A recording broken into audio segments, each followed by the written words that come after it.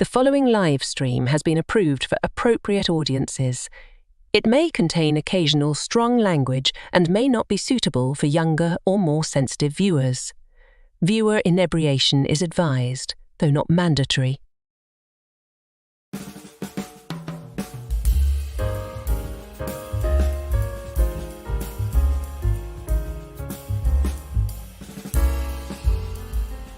You know anything about a Greek god called Kronos? He carried a sickle. He used it to cut a hole, a tear in the cosmos between heaven and earth, to separate this world from the next, to separate the known from the unknown. The world has been waiting for something like this. And around here, the Last Call crew has been waiting for Season 2 of Outer Range, with Josh Brolin and Lily Taylor and a bunch of other people. Well, it dropped a while ago, and we're just getting around to chatting about the first 3 episodes with returning friend of the channel, Deleted Scenes.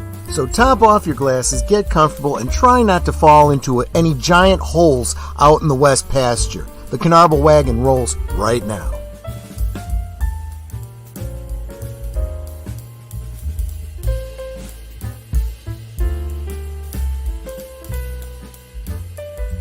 Last Call is streamed before a live audience. Salute! Welcome, welcome. So glad y'all are here. Hope you've had a wonderful, wonderful week. Mine's been brutal, as per usual. That is why I always look forward to my Friday drink. You know what this one is. Release the Kraken. Release the Kraken! The Kraken!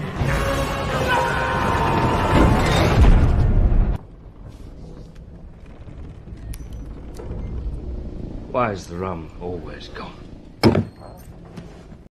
Because it's so yummy. Actually, this one actually really, really is good. Most of the sweetness comes from the rum itself. Kraken is a really good, sweet, spicy rum. I really do like it. Not a sponsored stream, by the way. Just what I like. And let's say hi to the chat, starting with the very early, 2 hours early, Lady Mist. Welcome, salute. Thank you so much for being here early, encouraging us, and dropping all the links the way you do. I super, super appreciate that. And you know what? Salute to our guest tonight. I'll just go ahead and bring him on in here. Deleted Scenes, how you doing, my friend, and what are you sipping on?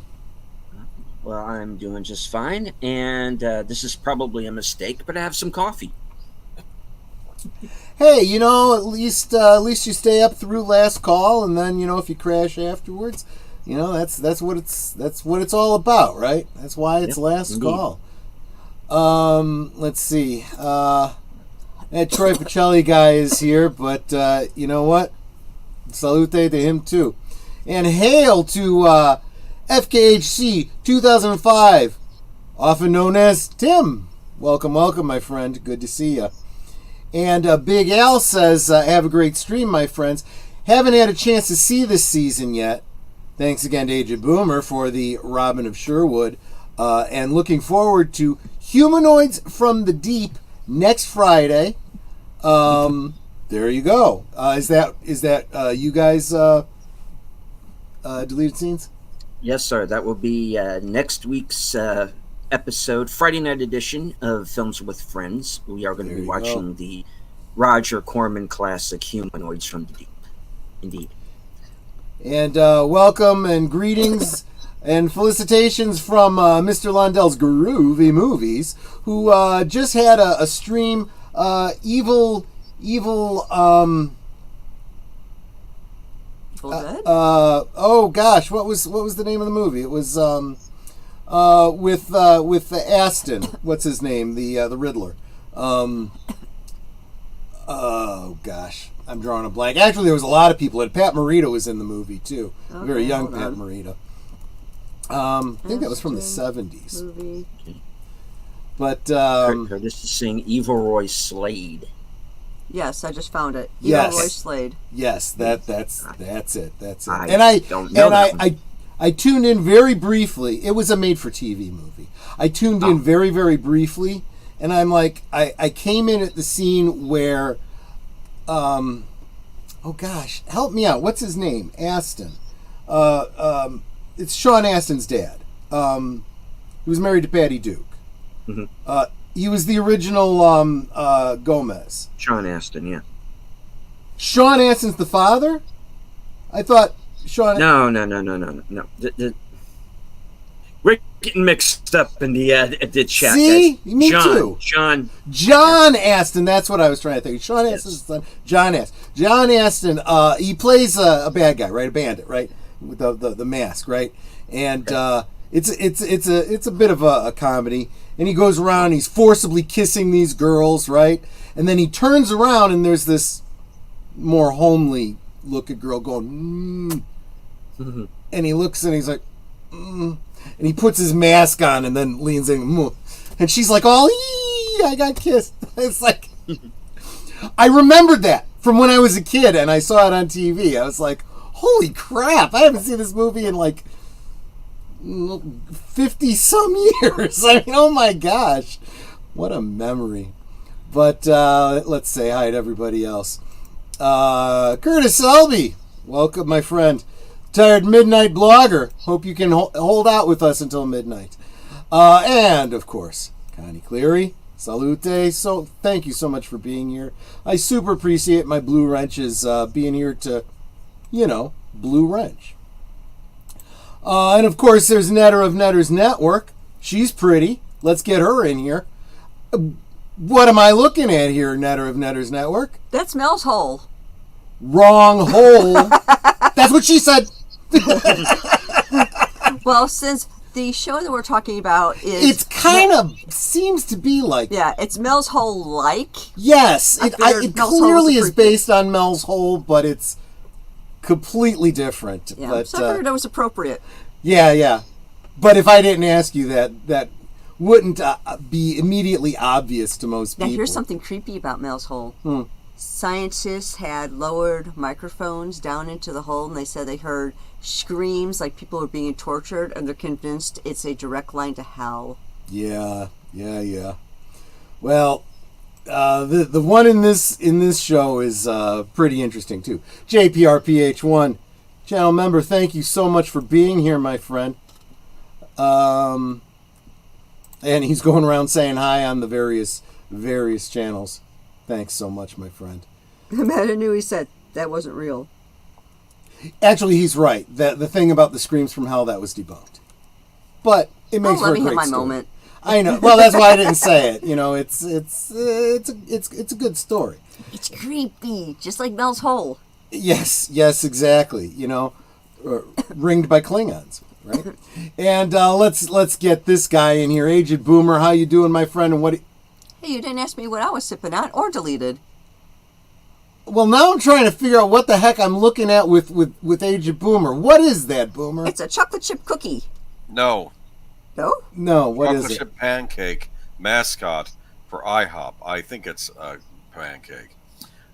In this season, Royale on Saturday, well, we'll get into this later, but he has silver dollar pancake. He has silver dollar Saturday. That's a bit of a stretch, my friend. What do you mean it's a bit of a stretch? There's pancakes in the episode. I'm a pancake. No. I mean, that's perfectly fair. That goes right with Netter being a cup of coffee for the Twin Peaks streams, right. But it's just, you're weird. What are you sipping on? Okay, a root beer. You have to ask Netter what she's sipping on, too. Netter, what are you sipping on? I'm currently sipping on a Meyer Sparkling Water Berry. I tried to have a Diet Dr. Pepper. Yes, you did. I discovered they're really sweet now. They are very sweet. It's especially sweet when you have some Kraken in it. Yes, you want to try some? You didn't like the straight soda, so you may not. Well, let me try a sip. High octane. Get her jazzed. Now I want pancakes. No, it's still too sweet. I just found a new recipe for pancakes that I want to try that has no wheat, no flour, no gluten of any kind. It's all protein. I want to give this a try. It looks very, very interesting. Going to try and cut down on the carbs. Kind of get rid of some of this. When Riddick from Chronicles of Riddick was in prison, he said he would eat protein pancakes in the prison. They serve protein pancakes in the prison. That sounds very much like what I'm looking to make here. No, it's not protein pancakes, protein waffles. My mistake. Protein waffles. Probably the same recipe. Yeah. Deleted Scenes, what are you sipping on? Coffee. That's right, you did say coffee. Yes, That's I right. did. Well, good on you. Make sure you do the same on Tuesday. Am I being a coffee cup on Tuesdays worse because Dougie Jones coffee? Yep, absolutely. Salute to channel member, Clue Channel. Thank you so much for being here, my friend. You are awesome. And let's see here. Don't forget to hit the thumbs up on all 4 of our channels. That's right. Matanui, hi, welcome. Always glad to see you here. Yeah. And give me a second here. I don't want to miss nobody. Jesse Guajardo, welcome. Jesse, I kept the wine cold for you. I'm curious. Get that reference? He said hi to me, and I said hi to him through my own stream of my simulcast. Will he see it if he's on your stream on YouTube? The Hey Jesse. Yeah. So here's what happens. Us in StreamYard, we see all the comments. We see all the comments. Okay. Well, do we see? Yeah, we even see the ones that come in from Rumble. Here in the StreamYard chat. However, the individual people in the chat will only see the chats in that chat. So, like, if Jesse is over on your channel and a comment goes into my YouTube channel from, let's say, Lady Mist, he wouldn't see that, no. Yeah, so that's why we kind of have to try to do our best to, when we see a good comment, that needs to be shared with everybody, make sure we either bring it up or, read it off or whatever the case is. Let's see here. Oh, and Boomer, you now have the ability to bring up comments. Oh. See, just like you're an actual co-pilot. Let's see here. Clark y'all bars. are saying hi to each other. I haven't had a Clark bar in a long time. And this is why he keeps ping-ponging around so he doesn't miss nothing. Got to go to the can again. Don't want to miss nothing. Anyone know where that comes from besides Netter? Deleted Scenes? Got to go to the can again. Don't want to miss nothing. I'm drawing a blank on that one. Sorry. That's Peter Falk. Murder by Death. Murder by Death. Yep. Oh, okay. I don't do a very good Peter Falk. I just, kind of make an allusion towards it. Okay. And Jesse's like, waffles. All right. Now everybody's saying hi to each other. And I have no problem with that, but that does mean we could probably get on with the conversation. So, do you think maybe we should kind of do a super fast recap of the first season? Sure. Let's see. I'm just trying to think what's the best. Good luck. I want to real quick go to. It's a little complicated, Troy. It is. I'm going to try Read to... the Wikipedia summary. There you go. Okay. No. There's nothing there. Okay. So, I'm going to the Outer Range Wiki. So, welcome to Wabang, Wyoming, ranchers. Outer Range centers on Royal Abbott, played by Josh Brolin, a rancher fighting for his land and family who discovers an unfathomable mystery. Did I say that right? Unfathomable. Even drunk, I could say it. Unfathomable. Good. Yeah, unfathomable. I just screwed it up. Unfathomable mystery at the edge of Wyoming's wilderness. A thrilling fable with hints of wry humor and supernatural mystery, Outer Range examines how we grapple with the unknown. At the onset of the series, the Abbotts are coping with the disappearance of daughter-in-law Rebecca and are pushed further to the brink when the Tillersons, right, The gaudy owners of the neighboring profit-driven ranch make a play for their land. An untimely death in the community sets off a chain of tension-filled events, and seemingly small-town, soil-bound troubles come to a head with the arrival of a mysterious black void in the Abbott's west pasture. Wild revelations unfold as Royal fights to protect his family. Through his eyes, we begin to see how time contains secrets held in the past and unsettling mysteries foreshadowed. Then it goes into, who acts in it and some behind the scenes and that kind of stuff. But I think that's a pretty good summation, don't you? Yeah. And until I read it that way and thought about it that way, I didn't realize there's actually more that it has in common with Twin Peaks than I would have thought.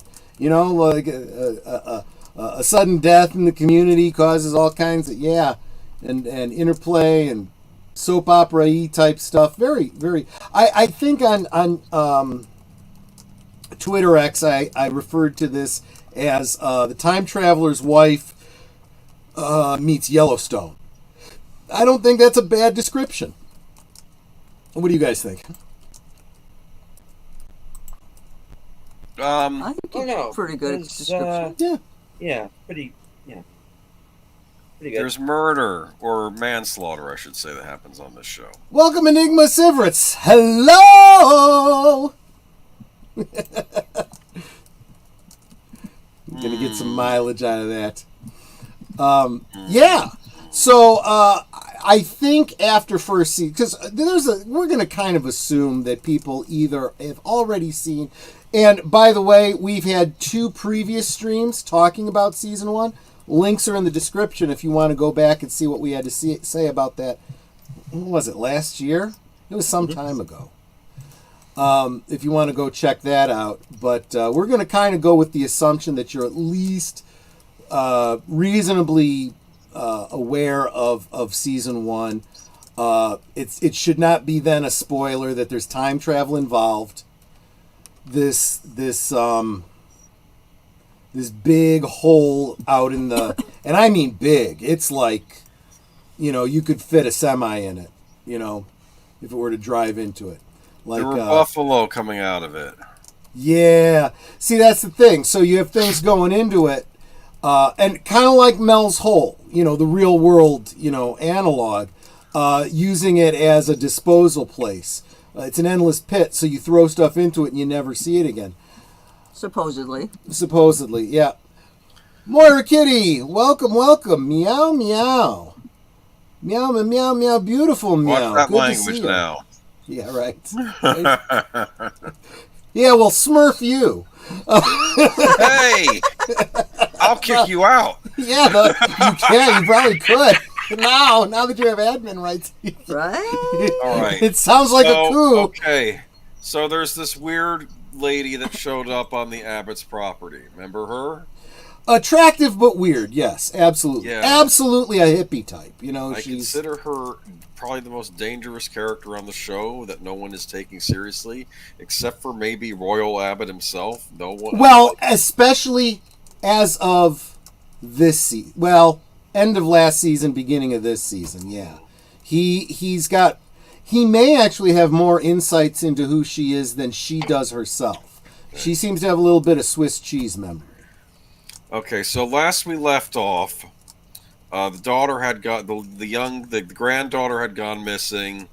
So did her father, the son, because he jumped into the void. Yep. And then the void disappeared. Yep. With him. Yeah, that's something else that we should probably also mention. This giant hole can just disappear, and it'll open up again and disappear, And if he doesn't show up to court, the Abbott's eldest, because he's under suspicion of murder, I think, or something. Yes.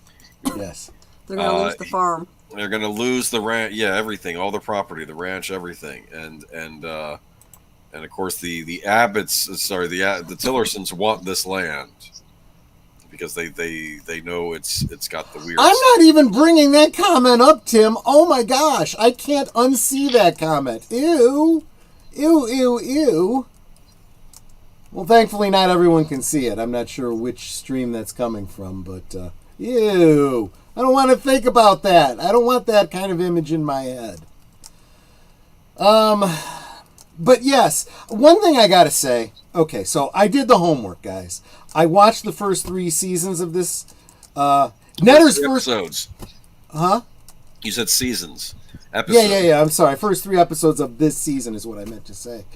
Netter looks up at the and she's like, "Oh, this show's back." I'm like, "Yeah, it's back." She goes, "Oh, I did." And it'd been so long. See, we had just gotten through talking about how in these streaming series, you could have more than a year in between, and you tend to start forgetting details. You know, I'd almost have to go back and rewatch season 1 again, because as we're watching, Netter's like, "Wait a minute, why were they in a car accident?" I said, "They swerved to Miss Buffalo." And she's like, well, "You remember this better than I do." I said, "Well, I was just watching the previously on at the beginning." You know, I mean, that's the only reason I remembered the Buffalo, you know. So it's pandemonium in the town, right? Yeah. Right. But the important thing from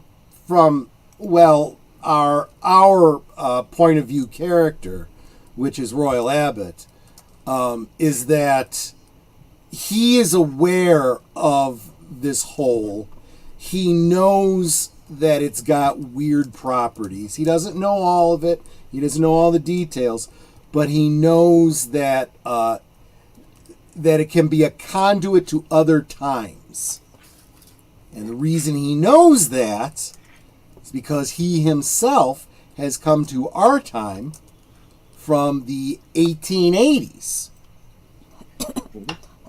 So we should not be surprised when other characters do a little bit of time traveling.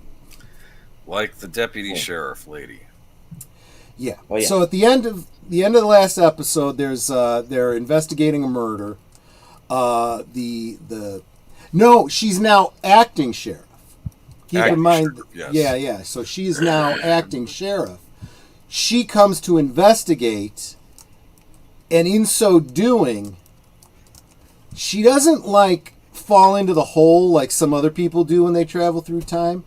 I think she's just out on the property, and as she's walking through some trees, she just finds herself back in time. I mean, literally, she comes out of the... Huh? Which is odd, because everybody else,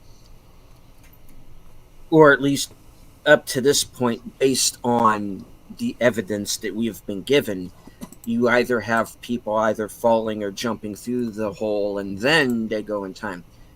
In the case of Joy, she's basically just out hiking for all intents and purposes. Exactly. I'll comment on that in a second. Let me say hi to Mark Malnikoff, giving me grief about sausage gravy.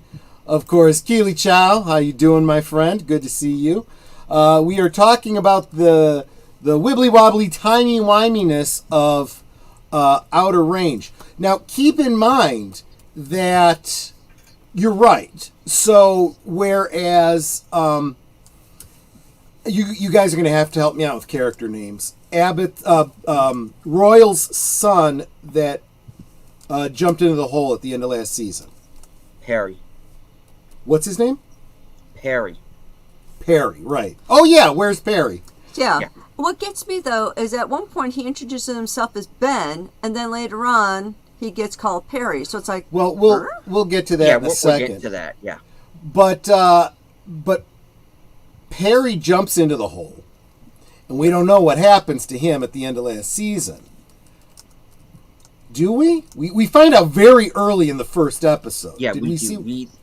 They waste no time telling us where Perry has ended up, and Perry has ended up in what appears to be the early 1980s, earlier mid 1980s, where he meets a basically a younger version of Royal and Cecilia and Tillerson as well.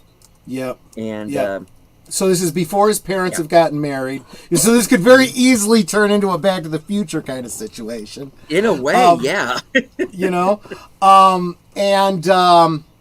But you're right. He jumps in What came out of the hole at the end of last season was a literal herd of bison, right? It is bison and not buffalo, am I correct? Because they are Bison, two different correct. things. Yes. American bison, buffalo is European, right? Am I wrong about that? Maybe someone can correct me in the chat, but that's what I think is the case. Anyway, a whole herd of bovine creatures, that were very, very common in the plains. They actually are more common now than people realize they are. Their numbers have really bounced back. They were like the endangered species, They were like the poster children of the endangered species, but they're no longer endangered. Nobody's hunting them, and the only bison or buffalo steaks you're getting at the grocery store, they're all raised on a farm just like cows, Bison are African, Samuel says. So it is buffalo. So it's like the mammoth play, American buffalo. I should have made that connection. Okay. Well, they're referring to them as bison in the show, so I think people use them interchangeably. I was trying to Go get with it that. right so that we could, but I guess it doesn't matter. So you got this herd of them coming out. The assumption being they're from the past, the 1880s or whatever, right? So and didn't one of the boys travel forward in time too last season? Well, we know Royal did. It was Royal that did. Royal Okay. did go forward in time, and as of the first 3 episodes, what he saw there has not been addressed. Okay. Unless I missed So, something. but again, this was him falling into the hole and whatnot. However, we have seen temporal phenomena outside the hole. We saw like a building disappear, or was it a mountain disappear, or something like that? I don't Mountain remember. disappeared. Yeah. A mountain disappeared. We saw, in the first or second episode, I don't remember which, Autumn and Royal are in a truck, and they've stopped, and suddenly time shifts, and we know that because we see the stars move across the sky. It was pretty. The way it would if hours had passed, right? So I would hesitate. I would venture to say that you don't actually have to be jumping into the hole to travel in time. This is bringing us back to Joy, or acting Sheriff Joy, who is investigating. I think was she actually going out to the western pasture looking for the hole? Does she know about the hole? I don't remember. By that point, I believe she does. Yeah. Yeah. I mean, yeah, because I think she certainly knows about it now, doesn't she? Because didn't Royal say something about throwing something into a big hole out there or whatever? And she goes out to look, and she just suddenly comes out of a batch of trees, and she's looking out over the plain, and she sees these herd of buffalo, and she sees a whole bunch of wigwams and Teepees. campfires. I thought they were officially called wigwams. Oh, maybe that's what they are. Okay. Well, then again, this is Wyoming. What do I I don't know? even know what tribe is in Wyoming, so Wigwam. I'm not even going to try to get the language right. They say Shoshone at one time, so yeah. So you so there you go. She's traveled back in time, and she's a little bit freaked out about it. But it's one of those things where this isn't just somebody telling you, I traveled back in time 200 years. No, this is, I've done this, and I'm standing here, and what the, So, What the hockey sticks? Yeah, right, exactly. So, and no, Curtis, you're not wrong. Bison is yummy. They are healthier than beef. they are incredibly good. The problem is it's so expensive. The farm raised stuff is very, very expensive. And I'm sure there's still regulations on being able to hunt it yourself. But, okay, this one I'll bring up because this one's funny. Oh. Yes. A deep crevasse. And good night, Shadow of the Raven. Oh, take care. Take care, Raven. He's in the UK, so he's several hours ahead of us right now. I get that. We're getting all wibbly wobbly, timey wimey. Yeah, this all seems unholy. All this talk about holes, exactly. So it's funny you bring that up, and that actually is a great pivot point, Tim. Someone could find themselves at the Battle of Little Bighorn. Well, as it turns out, as Joy's wandering around, she realizes that she is surrounded by Native Americans that see her as not one of them, but as someone wearing very strange clothes and not one of them. And just as they start closing in and she starts trying to run, she sees a whole other tribe of natives coming in, and they both groups suddenly ignore her as they start fighting amongst themselves. And it looks like there's some sort of a tribal thing going on. Because the first guy, the one up on the hill, I'm assuming it was the one up on the hill who fired at her. You don't really know for sure. And you got the guys chasing after her, and then all of a sudden, like, two of them are down before you realize what's going on. You're like, okay. You kind of stepped in the middle of something here. Yeah. So, as it turns out, because she speaks a spattering of her heritage tongue, she's able to communicate with one of the tribes. Mm-hmm. She actually ends up taking out one of the members of another tribe. So, but as it turns out, when she's taken back to their encampment or whatever, she's greeted by another Native American woman who also speaks English. And as it turns out, she's a time traveler too. She says to her, I would ask you where you're from, but I think I know where you're from. I should ask you, when are you from? And as it turns out, this particular woman is from, was she like 1972 or something like that? 72, yeah. Yeah. So like she has a or something. She has a tattoo on her arm of the Zeppelin angel, right? Led Zeppelin, the angel from the cover, which could be any time after that, right? It could have been. She could have been from 92. She could have been from 82. She was from 72. Still right. And so as it turns out, her story is that when she ended up here, how many? She said like 17 years ago or something like that, right? Yeah.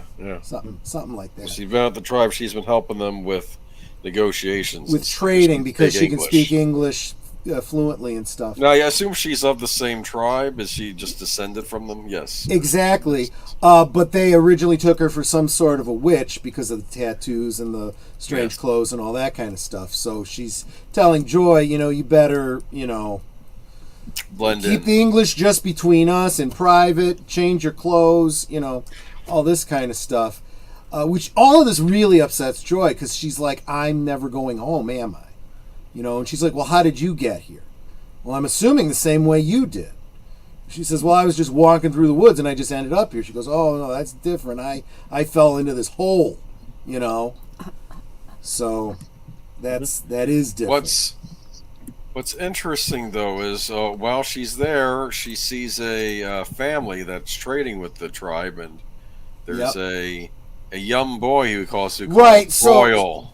Exactly. So you've got these white people, two adult males, a female, and a child, and the child is just like kind of entranced by Joy and just kind of looking at her, basically because she doesn't really know how to ride a horse, and it's weird to see a Native American riding a horse, and getting off like, she doesn't know what she's doing. And the kid's kind of looking at him, and the guy you assume to be his father is like, Royal, get over here. Leave him alone. What? And she realizes, oh, that's Royal Abbott, which means she now knows that he's from the 1800s. He's not, he's been a time traveler too, which also implies that the things he's told her are probably true. The more fantastical things that, he's said are probably true, or at least potentially true. You speak with the forked tongue of a white man. Yeah, exactly. Exactly. But interestingly, my understanding is that the turn of phrase forked tongue was not about speaking a different language. It was about being a liar. Yeah. Evil liar. Exactly right. But so that's her story, and that's where she's at. We get a brief shot of her wife and daughter, being concerned about her because she's gone missing. And the daughter, as she's going through, I don't know what all she's got, but she's got like some family pictures and whatnot. And she's trying to tell her mother, her other mother, something. But, no one ever listens to Mama Joy. Mom. She says, Mama Joy's not here. Just, and they shuffle her off to bed. When the wife goes and is looking through the pictures, she sees a group shot. This is very like Back to the Future, right? With a picture of Joy in it. Joy's one of the people in that picture. So it's like, how the heck does this happen? My mind goes to the scene in Temple of Doom where the other kind of Indian, the Middle Eastern Indian tribe, properly, Indian, right, is in shock seeing the girl struggle to get on the elephant. Yeah. Well, I got to be honest with you. I can get on a horse just fine. I think I would have a challenge getting on an elephant. I don't really know how that's done.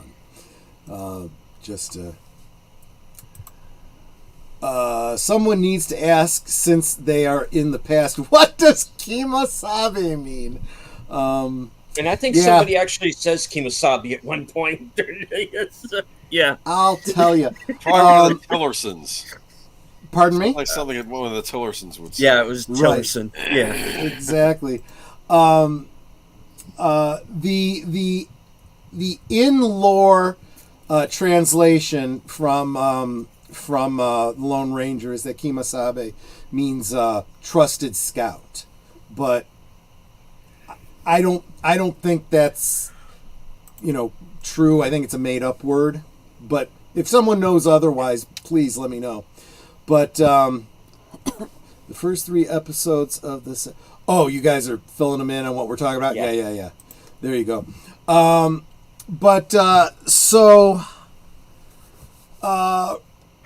Royal and what's his wife's name again? Cece. Cece, right. Show up to court, but their son isn't there because their son has gone on a jaunt, right? He can't be there. And Jane is trying to explain that he's looking for the daughter and whatnot. Remember, that was a good cover, actually. Yeah.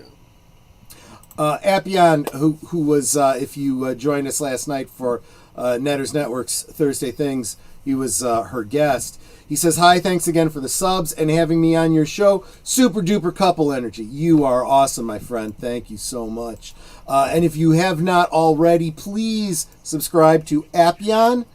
If someone would be willing to drop that link for Appian, that would be awesome, because I know we've got some people here who weren't here last night. Yes, and he's trying to get up to 3,000 subs. He's trying to get up to 3,000. Now, I don't have enough viewership to get him there, but, every little bit helps, right? Hey, but we have everybody in the chat who has friends, who has friends, who has friends. Exactly. So help us out here, guys.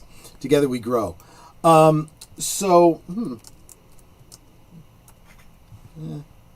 you do?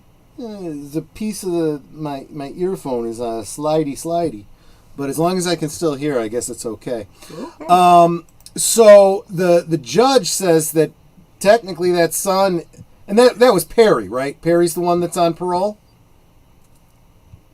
Yeah. So Perry's technically in breach? I don't know what the legal term is on his parole. Because he was violated his supposed parole. to... Yeah, he was supposed to report to court on said date, or it's $500,000, which they don't have, which is why and they need to come up with it by Monday. So yeah. Did you like the scene of them going to the bank and they remember the bank and they did that story about how they're kind of finding out who their friends are.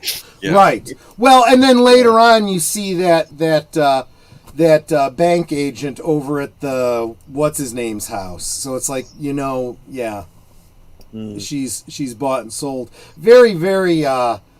We got a real Game of Thrones kind of thing going here, or U.S. politics, however you want to look at it. Same basic thing.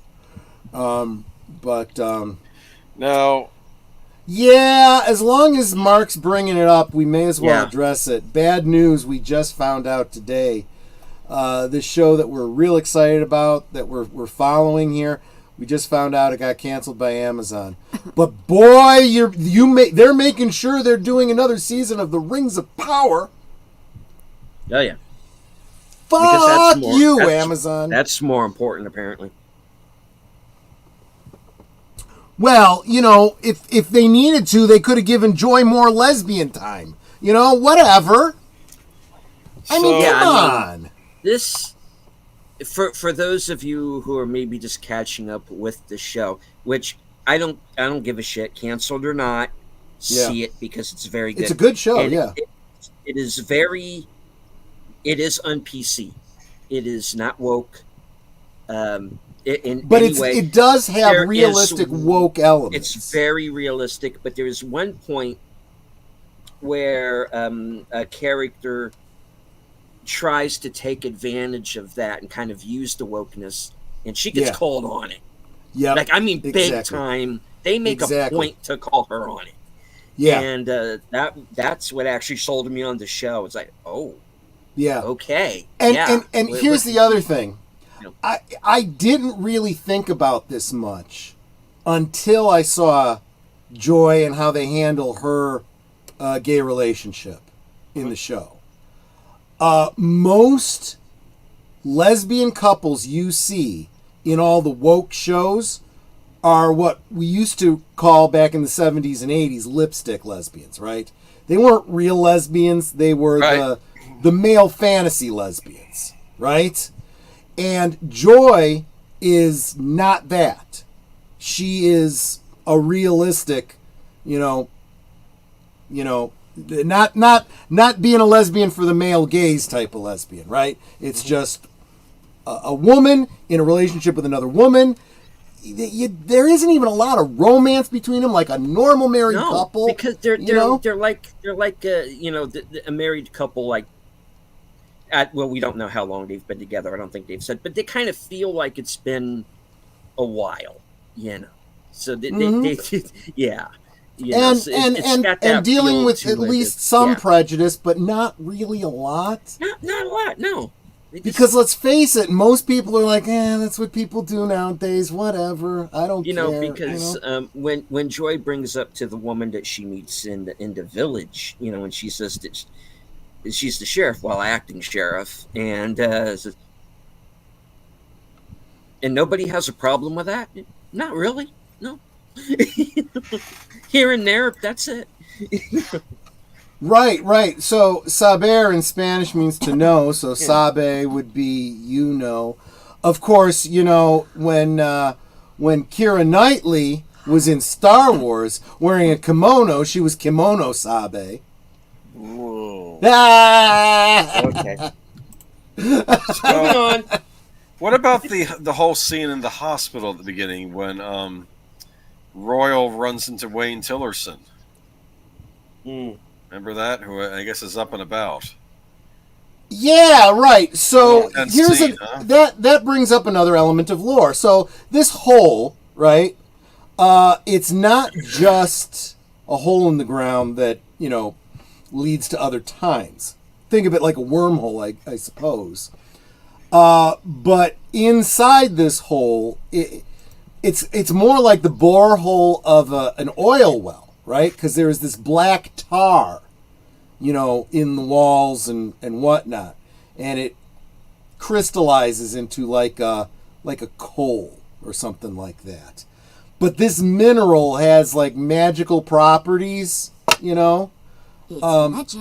In fact, I was talking to Netter about it. I said, we don't know what the origin of this is. We don't know if this has some supernatural origin or some, like space alien type thing or whatever. I said, part of me would not be too surprised to find out it's some sort of nanotech, and this is like, the gray goo of science fiction. I don't know. But this black goo seems to have the ability to heal. And so a piece of it has healed the Lex Luthor character that lives next door. Tennyson. Wayne. Yeah.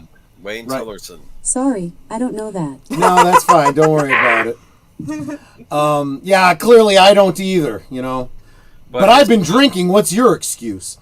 But his son got kind of messed up, the eldest, right? He was kind of messed up to begin with. I mean, he was looped up on the loopy juice from the beginning. I mean, if they want to turn this into Outer Range the musical, he'd be headlining this thing. Yeah. Anyway, all I know is that Wayne Tillerson is saying he's going to go Old Testament on the Abbotts. You get a warning about that, right? Yeah, there's Yeah. a lot of Old Testament references in the show as we the farther we move in, and whenever a character in the show starts throwing out Bible references, I start to get a little nervous. Yeah. Because we'll get to Autumn in a minute, but yeah. Oh, yeah, boy. because what usually worries me when that happens is something that tends to happen on a lot of television, and that's depicting A very religious, negative perspective. depicting religious people as being zealots. Yeah. Well, interestingly, so two examples. We've got Tillerson, right, who clearly is taking an antagonistic route, and when he shares his Bible passages, he's using them as a dagger, right, poking at you with it. You've got Autumn, who we find out a little bit more about her this season. Apparently, she's escaped from a cult, and so she's really not down with the whole religion thing. And so she sees, the local church, apparently Christian. I don't know if it's, Protestant or Baptist, what it is, but I guess Baptist would be a type of Protestant. But she didn't like overhearing some things in the church. Remember? Well, yeah, and we'll get to that. That's not what I was really getting at quite yet. But she does go to talk to the minister, and she does a little bit of scripture quoting, and her way of using scripture is using it like a cudgel, right? Like being antagonistic about scripture by using scripture. The whole the devil can quote scripture.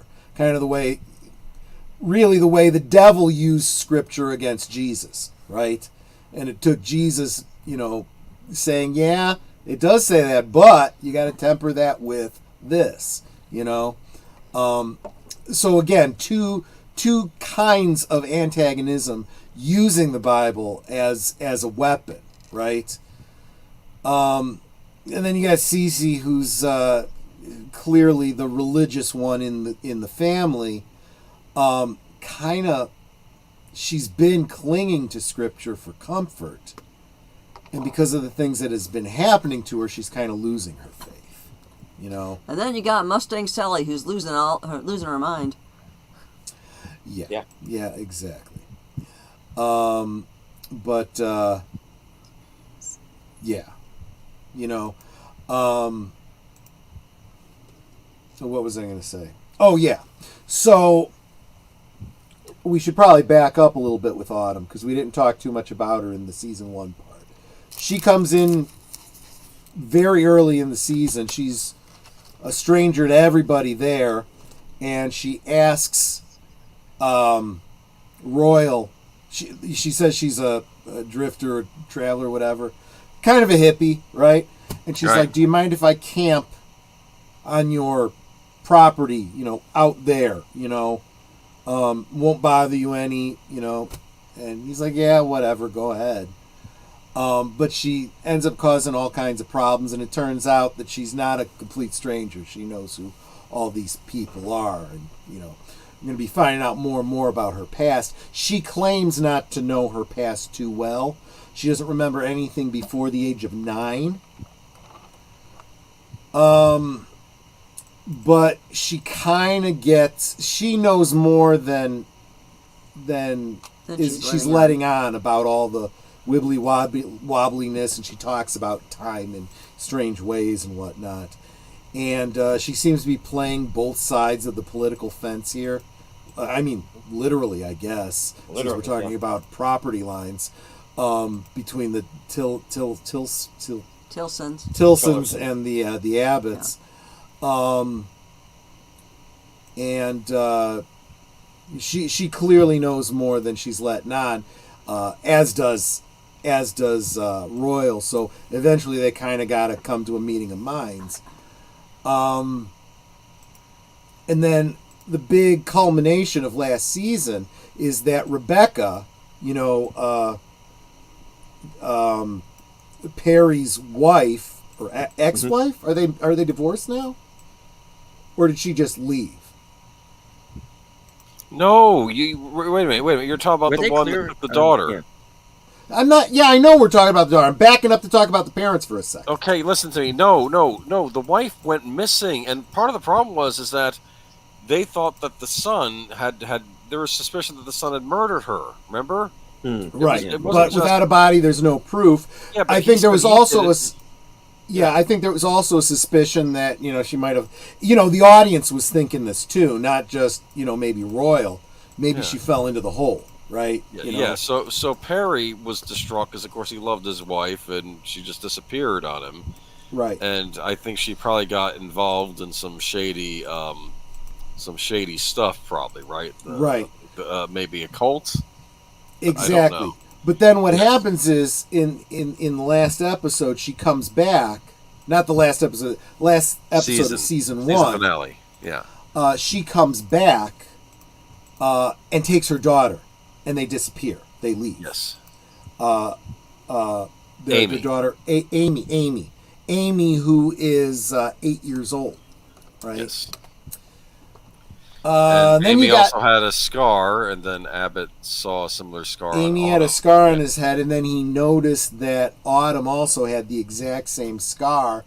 You said you don't remember your childhood. Yeah, I don't remember anything before I was 9. How old was Amy? 8. Okay, things are starting to, you know, so he's actually referring to her as Amy. And she doesn't seem to... I think by the end of season 3, she's open to the possibility she might be Amy, but she doesn't know that to be true, it seems. Or if she does, she's doing a pretty decent job of faking it. You know, we don't know. She is absolutely an unreliable witness. We never know when she's lying and telling the truth. I'm just kind of giving you surface what she has reported so far. So it's entirely possible that you know, little 8-9-year-old Amy has returned, you know, all grown up, like, instantly, you know. Like it's a soap opera. Imagine that. Children suddenly growing up to adulthood overnight, you know. I think Autumn is kind of a hot mess. Mm. And I think she's actually dangerous, and that no one is taking her as seriously as they should be. Yep. That's my impression of her so far. Yeah, You're exactly right. I mean, at the very least, she's exhibiting antisocial behavior, right? Yeah. Well, at And- first, I was under the impression that she, without knowing exactly what her motivation was, she had some selfish motive, and she's playing both ends against the middle, like in a devious Machiavellian way. But there seems to be a little bit of a Harley Quinn action going on behind her eyes. I don't think she's entirely stable, you know. Well, neither are the Tillerson sons either. None of them really are. Let's face it. You know. I think Royal is doing his best. What about Rhett Abbott, the other son? He seems to be. He's the one who seems to have it the most together. Well, really, Maria's the one who seems to have it the most together. But Maria's the girl that he's with? Yes. Yes. Okay. Remember they stop at that hotel with the I don't know, guys. I think there's something more there with her too. Oh yeah. I think she knows more than she's letting on too. If she were in Twin Peaks, she would be one of those characters that has the Force. I think she would definitely be somebody who would be in tune with whatever is in the woods. It's entirely possible. I would love this to be the case. I'd love to find out that she is also a time traveler, but she adapted quickly. And she, I mean, to some degree, kind of like Royal, you know. I mean, we didn't know for the longest time that he was a time traveler until almost the end of the season, right? Before we realized that he had, you know, come forward in time. Yeah. And so therefore was aware of what, you know, the whole time travel-y thing was. I'm wondering if she's the same thing. And here's the other thing. We have seen people traveling to and from the current day, the late 1800s, 1970s, 1980s, right? Mm-hmm. We saw somebody go to the future and come back. Mm-hmm. Yes. We haven't yet seen anyone come from the future and kind of get stuck here. I'm wondering if she might be one of. Well, that's the suspicion about Autumn. Kind of getting that idea. Well, right? Isn't that the suspicion about Autumn? Well, not necessarily. She could have gone back in time and aged up normally. Okay, possibly. So if she went back in time like 17 years or something like that. All right, and then she would have. Okay, you have a point. But it could be either way. She could have gone forward in time, spent 17 years in the future, and then come back. I mean, see, that's us thinking four-dimensionally, right? You didn't mention anything about the motel owner with all the cats. Motel owner with all the cats. He's obviously gay because he wanted to sleep with the son. Yeah. Oh yeah, I didn't pay much attention to him. He had all these cats. It was weird. They are all over the place in the check-in. Yeah, that was a little Twin Peaksy, wasn't it? If you think about it, yeah. So instead of being a creepy cat lady, he was a creepy cat guy. Well, I assume there are probably cat men out there. They probably don't get the press that the women do, but I don't know.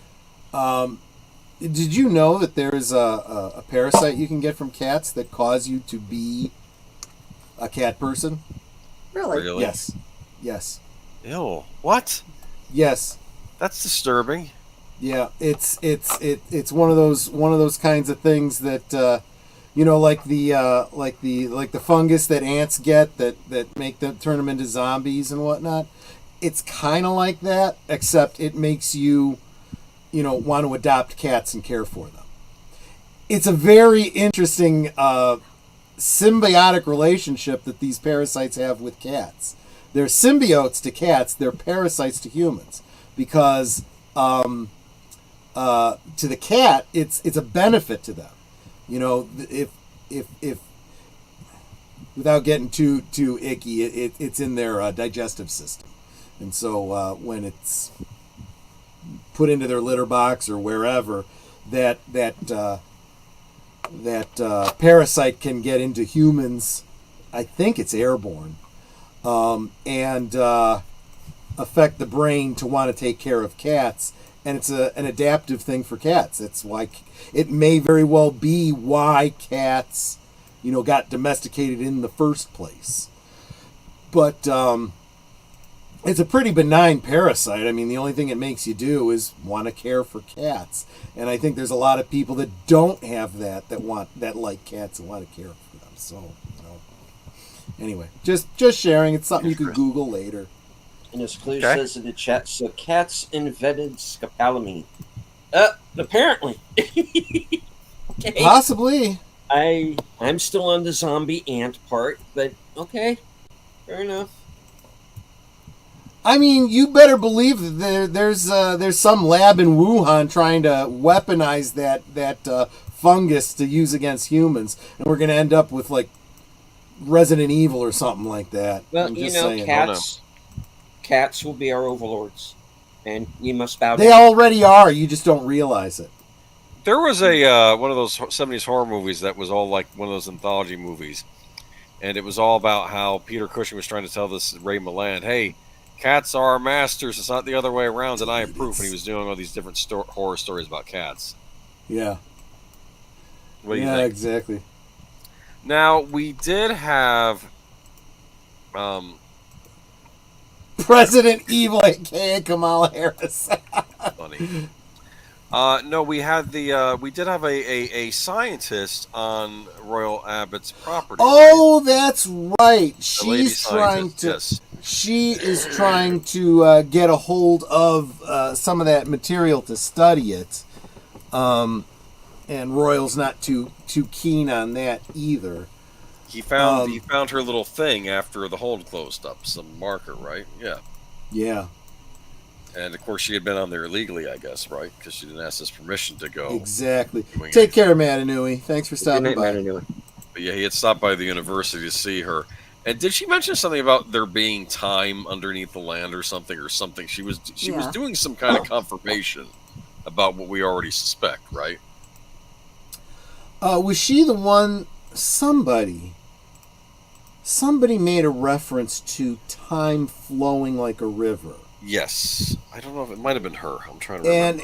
And that's basically what they think this black stuff is. It's time flowing underneath their land or something.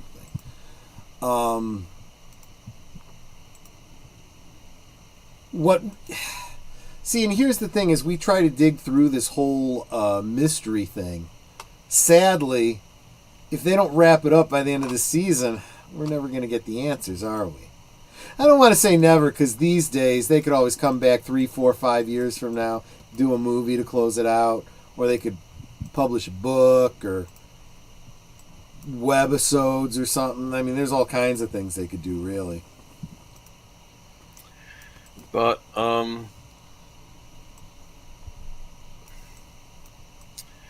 I remember too. Hold on, that Cecilia, Cece. Cece, I yeah. forgot. Yeah, didn't she say hadn't she lied to Royal about something? And he says, "Oh, now I know how that feels," right? Because he had finally explained all the time travel stuff. Are you talking about the thing with the bear and stuff? Because there was this whole thing with a bear last season. No, this was something else. Yeah, she kept something from him. Yeah, that she knew that Rebecca was having an affair. Right. Okay. Yeah. Okay. Do we know who she was having an affair with? It was like they brought up a name, but I don't think it's anybody we've actually seen. Well, she went looking for her. Was it that Indian guy pulling the scam? Yeah. The girl scam? So when she realizes that Rebecca was seen with Amy, the first thing she does is she takes her shotgun and drives out to somewhere.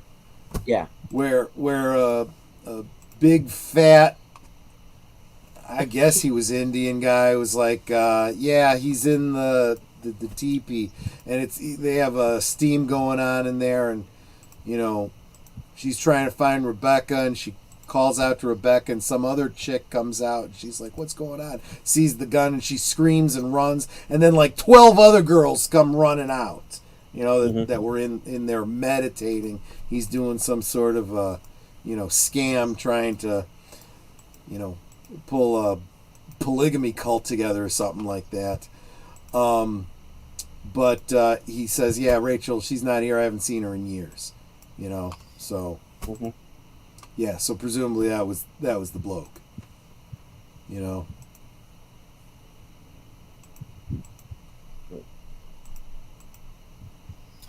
I'm trying to think. Is that Hmm? I don't think it's Alan Parsons that I'm thinking of. Time keeps on slipping into the future. That's is that Jay Giles? Yeah. Who is that? Alexa, who sings Time Keeps on Slipping into the Future? Fly Like an Eagle. According to an Alexa Answers contributor, the line "Time keeps on slippin', slippin', slippin' into the future" is from the song "Fly Like an Eagle" Right. by the Steve Miller Band. The Steve Miller Band. Miller. That's right. Okay. That's right. Thank you. Yeah. If there's an Alan Parsons Project song about time, that one I don't know. Oh, Seal. Yeah, Seal Okay. did the version that was in Space Jam, I think. But speaking of time, Pink Floyd. Yes. Oh, When, that was a great one at the end of episode 2, right? Yeah. Episode 1, I think. Oh, was it Wasn't it? episode 1? Slipping Right, because- away. Yeah. Oh, I heard that. I was like, oh man, I forgot about the music too. Yeah. The soundtrack for this season has been on point. Yes, it has. When episode 1 opens, we open on 2 characters that we haven't seen before. Oh, wait a minute. Hold we on. don't- yeah. Someone brings up song lyrics. I got to pause and address it. So, if you believe in the power of magic, I can change your mind. Okay, I know the song. So the refrain is, don't answer me. Don't break the silence. Don't let me win. Don't answer me. Stay on your island. Don't let me in. Run away and hide from everyone. Try to change the things we've said and done. If that's the one, I'm there's got to be a verse then about time, but I don't. I'm not getting to it. I'm all over the place though, Curtis. I've been drinking. Watching the episode of The Ark from Sci-Fi. Yeah, he was telling me about this. I'd forgotten about that show. This reminds me a bit of the 70s show, The Star Lost. I don't know that one, I don't think. But yeah, Mark's been doing a great job of bringing up these old sci-fi shows that he's finding online. Either, fuzzy memories or ones I'd never heard of before. There's a lot of good old shows. You don't need to put up with the bullshit these days. Yeah. But, So, anyway. like I said, at the beginning of episode 1, we're introduced to 2 characters that we haven't seen before. And there's the whole thing of the cow that's birthing and it's in pain and he has to, of course, coup de grace. Right. Now, at the end of the episode, Perry shows up at this ranch where these 2 people are working. And then that's where we get the reveal that this is the younger Royal and Cecilia. Yeah. What I don't And get, though, it, why that's did when he my- introduce himself as Ben when he was Perry? because he can't reveal who he is yet. Right. See, that's the thing. Until You later. got to be careful with the whole, to pull a little bit of Doc Brown, right? You don't want to give away too much information about the future. Because We always talk about, Marty, did they name their second son after this kid that helped them get together? Why not their first son?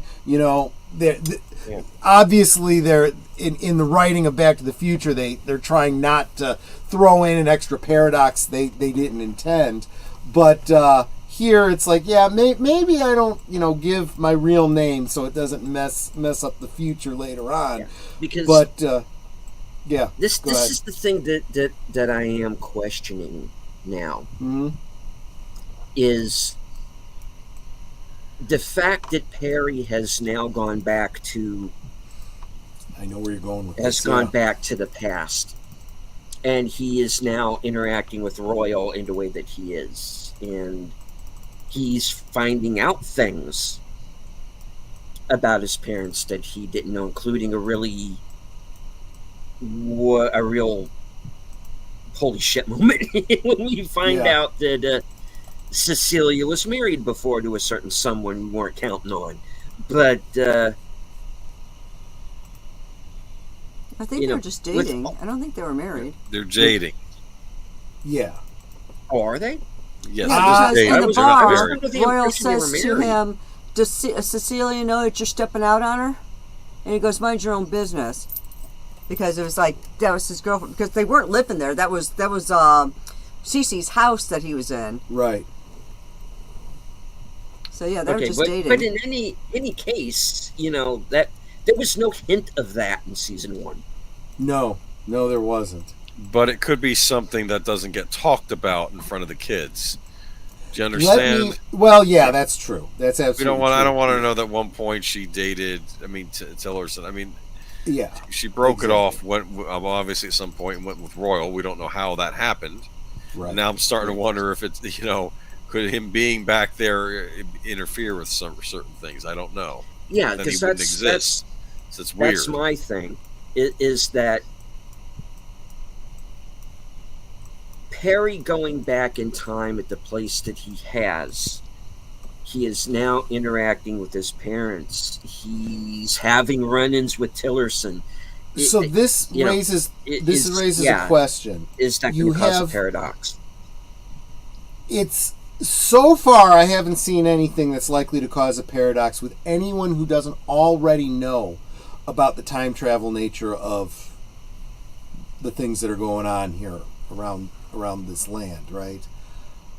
He's obviously confessed everything to his father, which actually brings up some really good interactions. He's like, something about being, calling him dad or something. He's like, not yet, or whatever, and stuff like that. But it's entirely possible Tillerson could recognize him too, and go, because he knows about the time travel and stuff like that too. But that was a question that I brought up that I verbalized to Netter, and neither one of us had an answer on this. Does Royal remember meeting his son before his son was born? He should, right? Yeah, that's my question. Does he remember that? And he is hiding that fact so as not to cause a paradox? Or does something happen along the way to make him forget? Is it a different timeline altogether? That is a is this going to be a multiverse situation on top of everything? That is a very important question, because at this point, we don't have enough information to be able to answer that. Unless we get some evidence from Royal in the present. Because now he's confided in Cece about, the fact that he's from the past and the time travel and the whole and all that kind of stuff. And he could very easily say, look, I know where Perry is. He jumped into the hole. And he must have gone back to 1984, whatever it was. Remember that kid that worked for us for a little while? That was Perry. They could totally have a line like that, and that would, tie up the loop. But that's the thing, is that later on, wouldn't Cecilia be like, hey, wait a minute. This is the same thing that happens in Back to the Future. Why are George and I keep blanking on her name. Jesus. Lorraine. Lorraine. Why don't George and Lorraine recognize Marty in the future? So there's a lot of fan theories that George definitely does remember him, and they kind of point to some plot points to why they think that. But here's the thing. Lorraine definitely should remember Marty because she was so focused on him. And he's so dreamy, he's so gorgeous. She remembers what he looks like, you know? Is it possible, though, that because it's her son that she has blinders on and maybe she's... Doesn't want to think of him that way, so... But there's got to be a little bit of... Boy, you look kind of like that guy I knew in high school. Maybe it's something like that. Well, and this brings up another thing that I Calvin, have... Yeah. I'm actually working on a video. I've been working on it for a couple of years now, so who knows when the hell it's going to get done, if ever. but I want to do a video talking about how everyone is so down on the whole theory about Clark Kent puts on some glasses and suddenly no one knows he's Superman. And I go, I can point to about 24 celebrities that in pairs people confuse all the time. I mentioned 2 earlier on. Natalie Portman and what's her name? Keira Knightley. They look so much alike that Keira Knightley's mother on the set of the of episode 1 mistook the other one for her daughter. Yeah. You know? Yeah. And I bet you can think of a whole bunch of other celebrities that look alike, right? You keep confusing them all the time. You go, so-and-so. No, it wasn't so-and-so, it was so-and-so. Oh, yeah, they look exactly alike. I will say, though, it was priceless, that one episode of Lois and Clark, The New Adventure of Superman, with the time traveler, and just saying... How colossally dumb are you? Yes. This is what all the people in my time want to know. What do you mean? Let me give you a hint. I'm Clark Kent, mild-mannered reporter. I'm Superman. I'm a superhero. Clark Kent, Superman. And she's like, why am I so... But this is exactly the thing. You get... And I've seen so many other movies, cartoons, Superman. Has anyone ever told you, Clark, you look a lot like Superman? Obviously, you're not Superman, but... You kind of resemble him. If you combed your hair differently, took off your glasses, you look a lot alike. That's probably what would happen. I remember a line on Superman the Animated Series where she said, "I don't know how you keep getting all these top stories or something," and then Clark Kent tells her, "Well, see, Lois, I'm actually Superman, and I just use my powers so I can get to get a byline over you or something." And he was right. And as I recall, like, she has this. Man, Clark, she pauses for a second. She's like, oh, come on. You're full of it, it's funny, and this is something that I'll end up putting into this video. See, you guys in this particular stream, if I never get this video made, you'll know, what it was meant to be.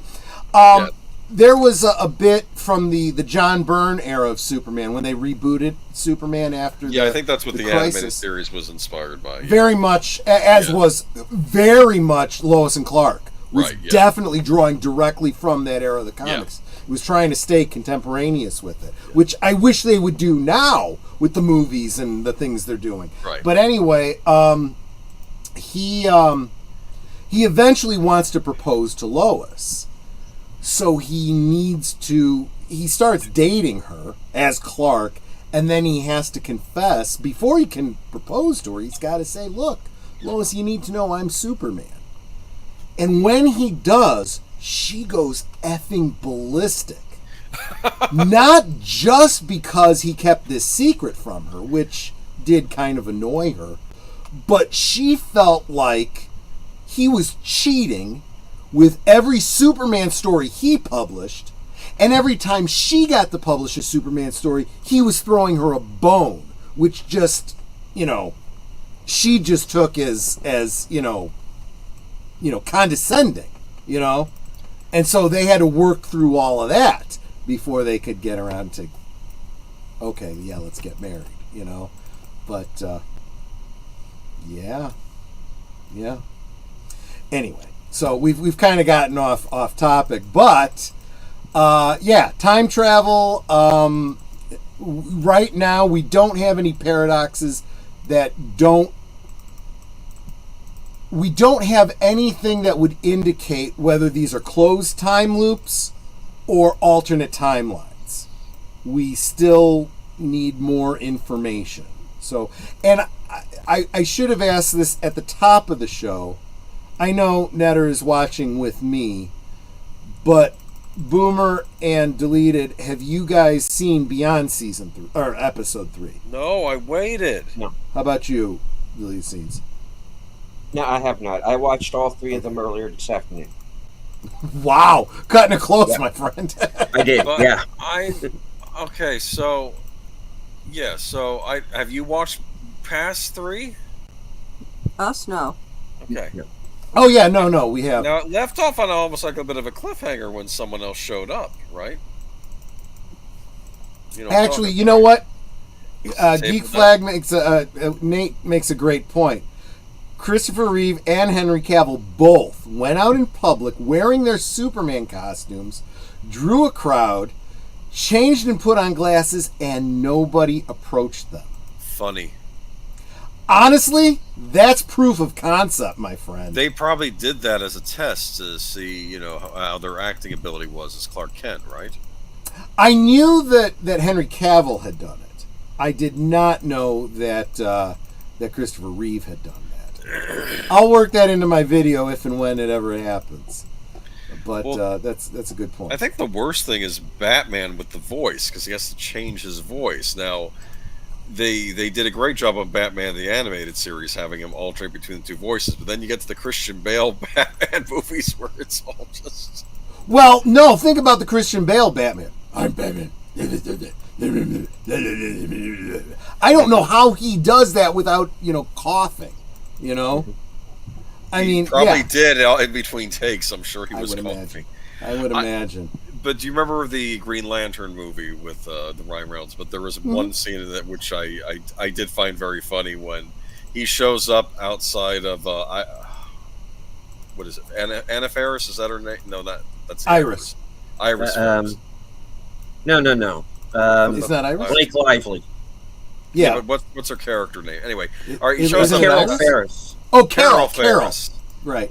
Yes. Okay. I'm sorry. Iris is the Flash. Okay, Never mind. yes. Sorry. Okay, he shows up outside Carol's in the full Green Lantern costume with the mask on, and he's talking to her as the Green Lantern, and then she goes and she kind of squints her eyes and says, "Hal?" Yes, like exactly. It didn't work. Well, let's face it. He is wearing a domino mask, and he doesn't change his hair. That one, and his voice being the same, it's, if I were to suddenly show up as a superhero with a little domino mask on, I think Netter would kind of... You know who's the worst? Oliver Queen. Reed? He's got a beard like me. And then he just puts on a domino mask, and it's like, how does anyone not know? Anyone that knows him, At least on Smallville, he didn't have the beard, but you're right. True. He doesn't have the beard in all the cartoons and the comics. All the 70s and whatnot, he's got a goatee like I do, and it's bright blonde.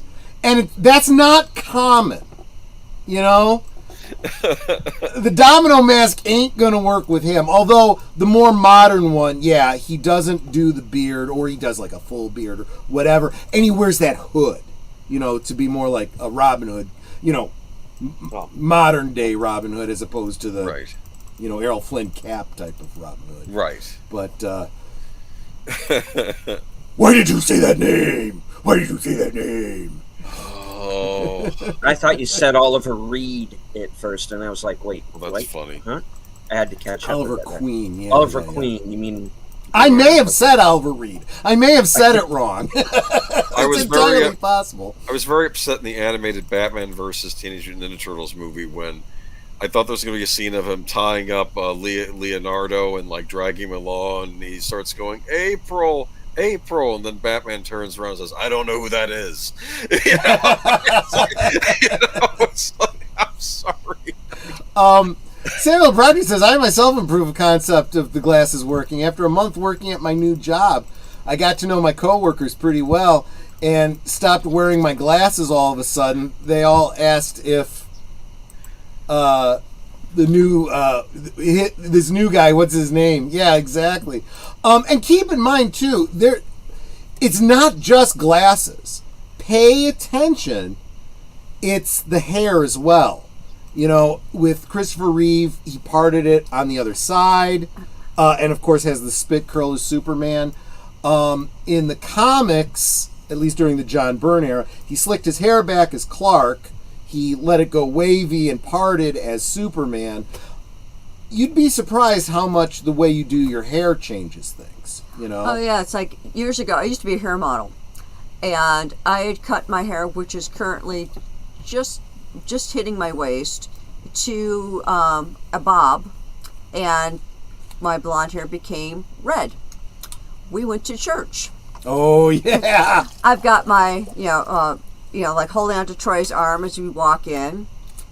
And he goes, I need to go say hello to so-and-so. Why don't you go get us seats? So I go to get some seats, and the women in the row in front is going, did you see that hussy holding onto Troy? Who does she think she is? He's married. And I was like, excuse me, are you talking about me? And they turned around, they're like, I'm like, yeah, my husband just went to go talk to someone. He'll be here shortly. And they're like, oh, your hair looks so great. Yeah. It was too funny. But anyway, we've kind of gotten off topic. We'll do another stream sometime about fixing the DC universe again. What do we think of young Royal? Not young Royal. I mean the. Let me tell you something. The one from 1980, I think. Let me tell you something. There's this one point where he pulls out the chaw, the pulverized snuff. Yeah. And he takes it and he does the whack, whack, whack before he dips it. And I knew a guy that used to do that, and I was like, that's like way too real. I'm like, that's not, that may be something the actor came up with himself, but chances are that was in the direction. And I'm like, they're thinking these characters through. That's pretty good. I like that. But I think the actor did a great job. He really does feel like Brolin, but younger. Doesn't really look a lot like a young Brolin, but he doesn't have to be a young Abbott. Brolin. He needs to be a young Royal. Yeah, exactly. A young Royal. And what I noticed about him, and I almost thought in the one scene, you don't have to put that fine a point on it when the younger one's talking to him and then he's seeing his adult dad. I don't know. I felt like I know that this is Royal. And even though he's younger, he still has Royal's personality. He kind of gives similar advice that he would be giving when he was older. Did you notice that? I thought that was interesting. Yeah. But yeah, I don't know. I give the actor props because he does come off as a young Royal would. And of course, we find out young Royal. He was talking to that lady inside the shop, and it turns out that's his last living relative, right? Because I guess his sister had to marry young after he jumped through the thing, and that's the last living descendant, which I thought was interesting. Yeah, but they seem to get along okay. He just says she doesn't know who he is, But it's like, I don't know. Yeah, it's interesting, and I think he's just like, this is a messed up thing that happened, but I just have to move on with my life. I guess that's what he was basically saying, right? And let me know if you guys remember. I can't quite recall. Turns out that Abbott is an adopted name. What's his original last name? Sumner. Oh, yeah, Sumner. Right, exactly. So he's very much that man out of time, right? And we it's easy to forget because he's assimilated very well, but in a lot of ways he's kind of like Steve Rogers if Steve Rogers was in his late 50s, early 60s, and he had spent the better part of 30 years in the present, He remembers his original time, but he's acclimated to his new time. But anyway, yeah. That's true, Clue. Clark Kent walks differently than Superman. That's absolutely true. In the comics, they kind of emphasize that. They said he slouched, he compressed his spine, so he wasn't even as tall as Superman. You definitely see it like in live action with Christopher Reeve. The best is in that Superman, the first movie, when he has the date with Lois. You know, Superman flies off and then Clark comes in through the front door. Yep. And he's kind of hunched over and he takes off his glasses and stands up straight, and it's like, holy crap. No, he's Superman now. Here's an even better one. When they're in the honeymoon suite for that story and his glasses fall into the fire pit, and he goes to grab them, she's like, you must have burnt your hands. And then she's like, and he's like, no. And then he knows he can't get away with it anymore, and he just stands up straight. And it's like, he Christopher Reeve got it. He got it. And he showed proof of concept in his acting. And his voice changes and everything. Exactly the way it was described in the comics. And what's interesting is, I pointed out that, let me get this right. Clark had a part on the left. Superman had a part on the right. But of course, when Clark is just taking off his glasses and standing up, his hair isn't changing. So he doesn't quite look like Superman, but you know he's Superman at that time. You know what I'm saying? But let's give also some props to Michael Keaton. There is a scene in the first, in Batman '89, where he's at that party with Vicky Vale and Knox and whatnot, and super goofy. Should we open up another case of three cases? Yeah, okay, 3 cases. Could you take care of that for me, Alfred? And give Knox a grant, would you? And he's misplacing his pen, and he's almost knocking over a glass, right? Sir, there's a call for you on the other line. No, the other line. Oh, okay, Alfred. And he goes and he disappears into that secret door. And as the door is closing behind him, I can't even tell you, watching the scene, what it is. It's not as clear as what Christopher Reeve does. It's just something in his face changes. Yeah, he goes from looking goofy and doofy to without a cowl, without a cape, he's Batman now. And you know it. That's pretty good too. And I don't think we give a lot of credit to Christopher Reeve. I don't think we give enough credit to Michael Keaton on that. Anyway, so you guys keep wanting to get me off on that topic. We'll get back to the DC universe. We'll get back to fixing the DC universe. Outer Range. Anyway, the eldest son, Perry, right? He's back in time. What's he planning? Don't know. He does not like the Tillersons. No. And he might be in a moment of advantage where he can maybe... Let's face it, though. Who does like the Tillersons? Well, there's a lot of people schmoozing up to the Tillersons because of power and greed, but I don't think anyone really likes them. I think he especially doesn't like the fact that he's dating his mom. Yeah. That pre-sequence. So is he going to try to do something to alter the future by being in the past with the Tillersons? So there was one line, and I can't remember exactly what it was. It was either in the second or third episode. Again, when they were talking about time being like a stream, flowing and this and that. Right. Implying that you could change the flow of time. So it seemed to me like they were trying to imply that, in their universe, time is mutable.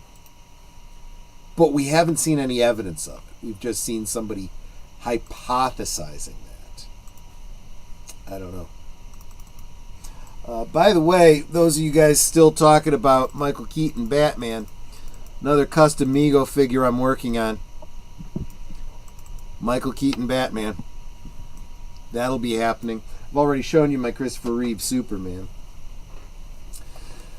Linda Carter Wonder Woman's going to be a little bit more challenging. We'll get to that someday. But anyway. Yeah, so what else have I missed? Have I missed anything else? We've covered Amy / Autumn. We've talked about her. It looks like she's the same person. But she's acting a little loopy. I mean, she did that. And we also, the whole Swiss cheese memory, we don't know that that's true or not. Again, unreliable, witness or whatever. Unreliable narrator. She went off on that church excursion thing to help out the people in the old folks' home. Remember that?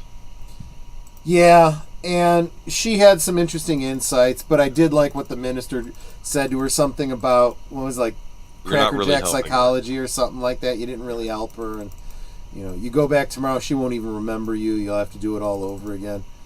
Yeah. But, it's the kind of thing, and Curtis, back me up on this, when it comes to debates and stuff like that, when you're on opposed sides, if you're really honest and objective, the truth is probably somewhere in between. And I feel like in the debate between her and the minister, I felt like the truth was somewhere in between, where he's going, nothing you did mattered, she's not going to remember, and this and that. And she was saying she just needs someone to care and talk to her, and, blah, blah, blah, blah, blah. The truth is somewhere in the middle.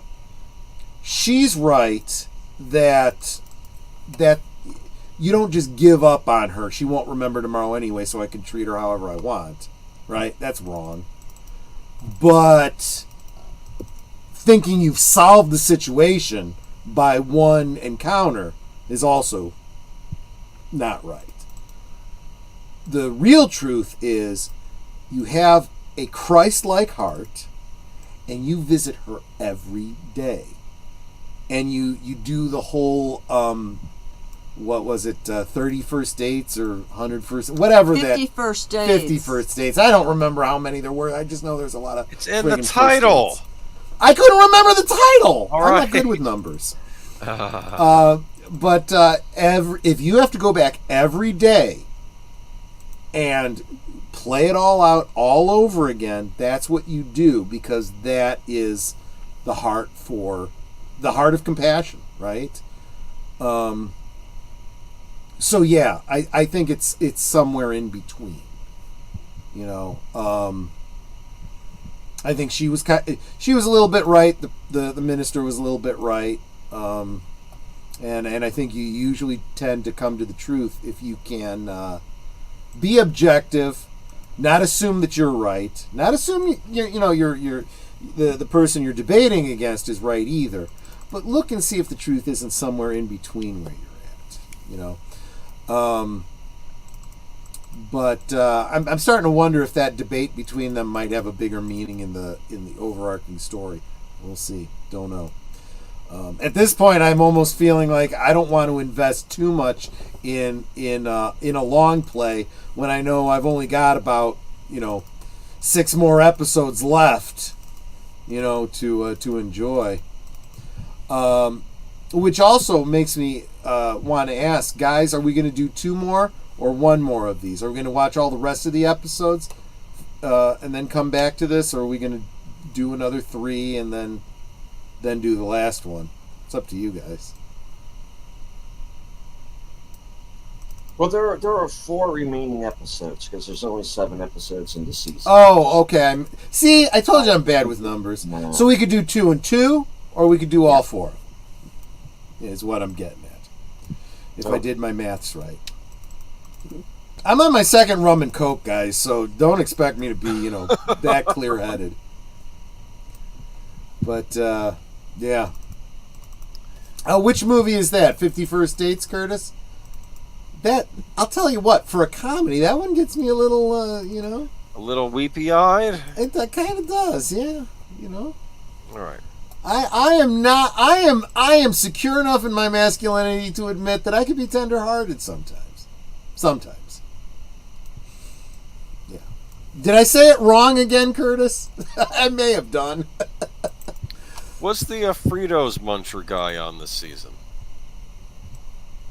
Huh? The guy was eating all the Fritos, remember? No, I don't. And Royal said, you don't remember the guy munching on the Fritos, the big dude.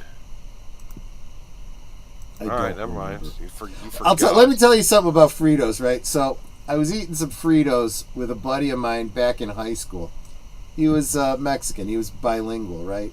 Yes. And sometimes he would help me with, Spanish class and whatnot. And, we're sharing these Fritos, and I'm like, Fritos? I just realized. It means fried things. And he goes, yeah, all Mexicans know that. I'm like, that's kind of weird and gross.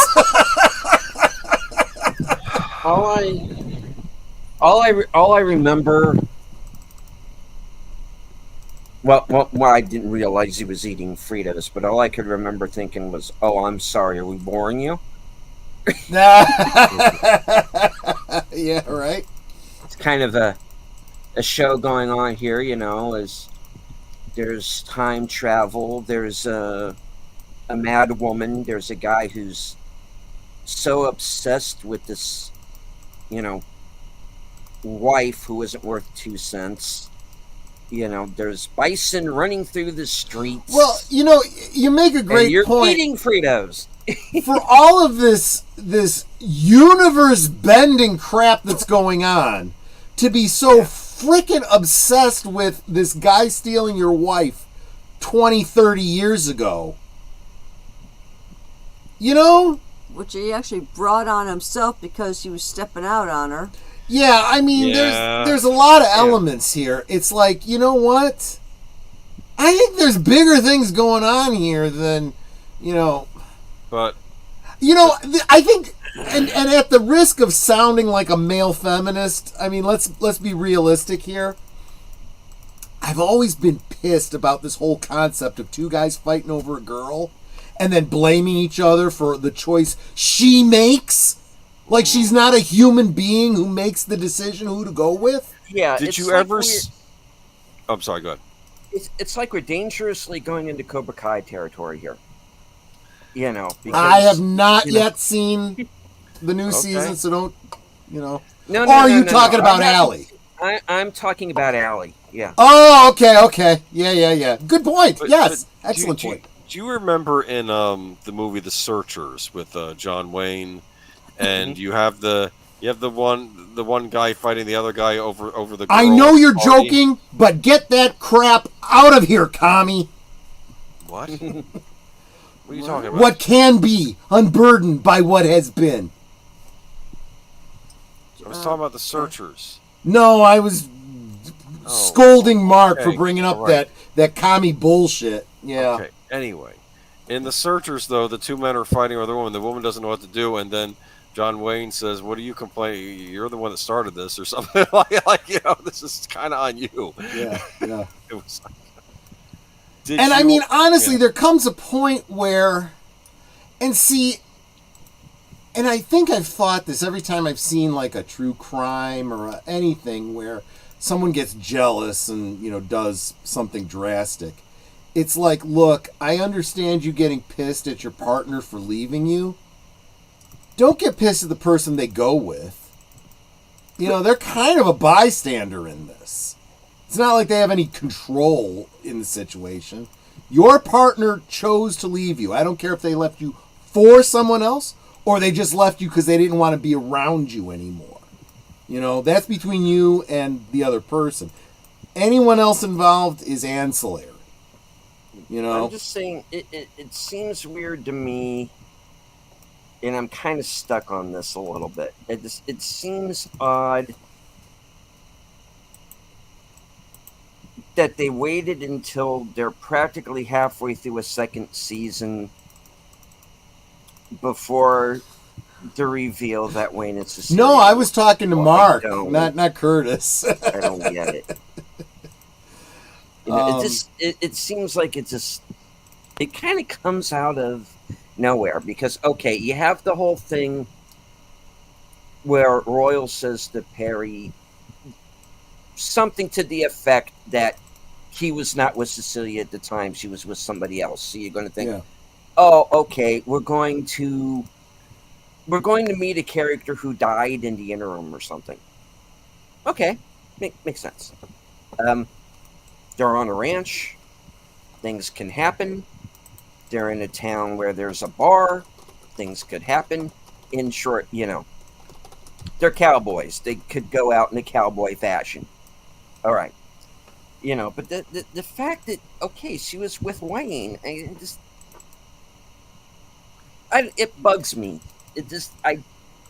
I felt there should have been some reference that they had a connection in the first season. It feels like, but okay, it feels like they switched showrunners. I get what you're saying, but I can see it. I can see that there was no obvious reason to bring it up before. And it's true, you don't usually talk about ancient history in your day-to-day for the most part, especially with the kids, right? And until, the kid goes... It's kind of like Back to the Future.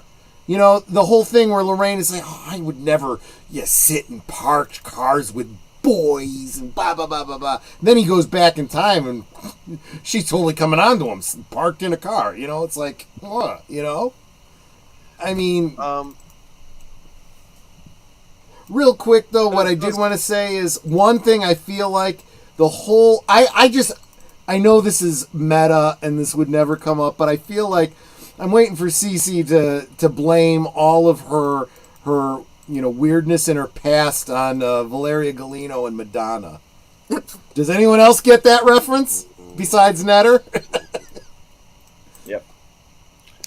So it's 4 rooms. Yeah. I have a question for you as far as Cece goes. She actually goes to Wayne Tillerson to yes, she does. Get the money. And he just wants to and then he also wants an apology from Royal, though. Yeah, so let's dig into this. And the south part of the ranch. Yes, west, but it wouldn't be the whole ranch; it would just be that portion. So right. So let's back into this, right? So there's 2 reasons that Tillerson wants the land, right? He wants to punish Royal for taking his girl, and he wants that piece of property where the hole appears, right?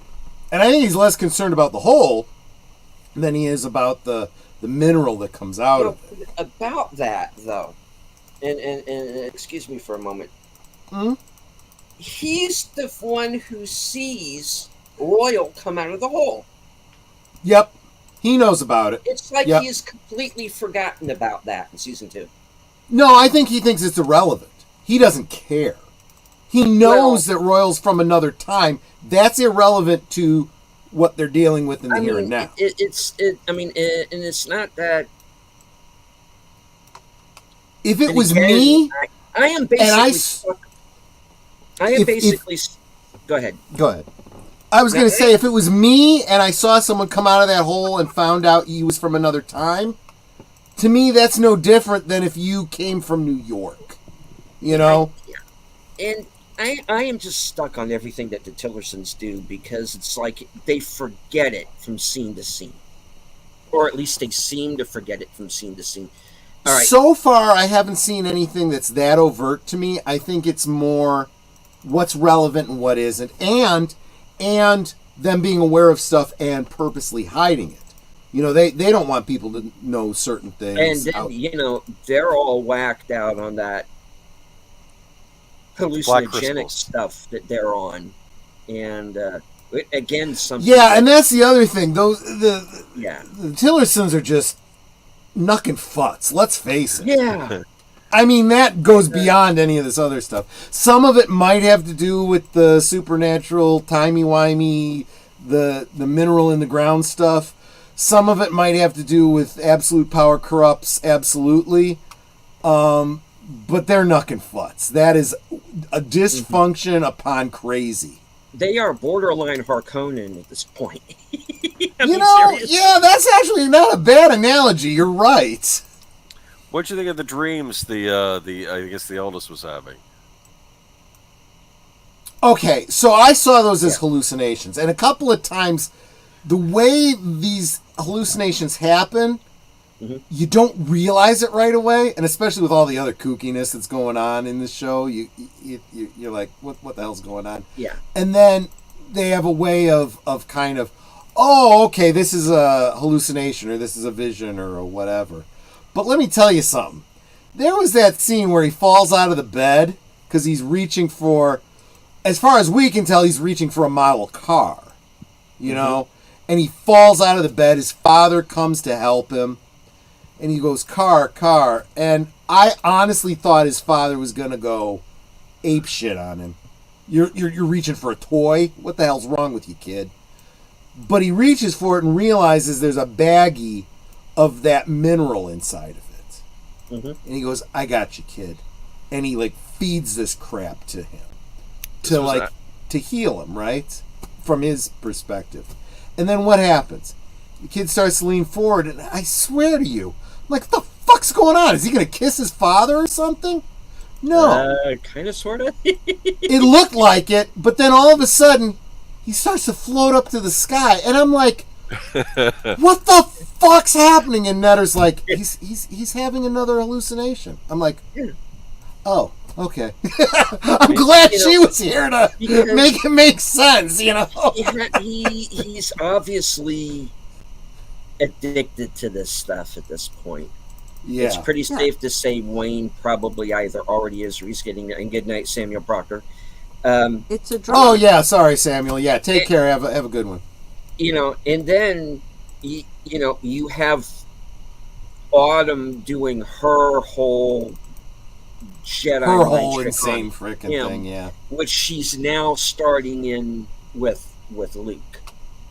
Yeah. Yeah, he was supposed to be watching him too, and she took him out of the house and was like, "Yeah, let's." Did. Yeah.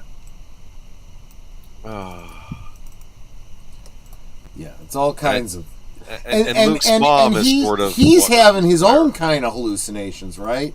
Because he comes into the house and he hears this voice, and it turns out it's his own voice in his own head, and it's like.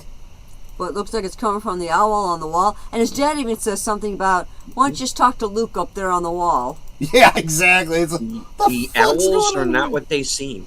I guess. You know, the stuffed owls on the wall are not what they seem in this case. But I'm sorry, guys, but I have no idea Nate, don't worry. We've watched the show and we don't know what we're talking about. What do you think of Patricia Tillerson, the ex-wife? And you're very sleepy. You're going to have to get going. Yeah. Take care, Nate. I super understand.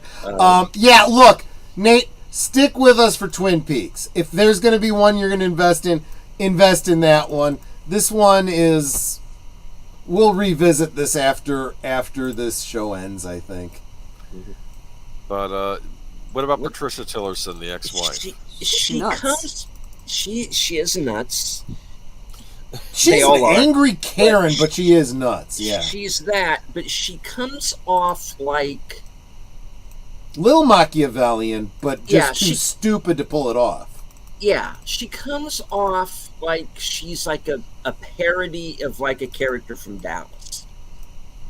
That is a great analogy. Yes, you're absolutely right. She just doesn't have enough, sharpness to be like a Joan Collins type, right? You know? Yeah.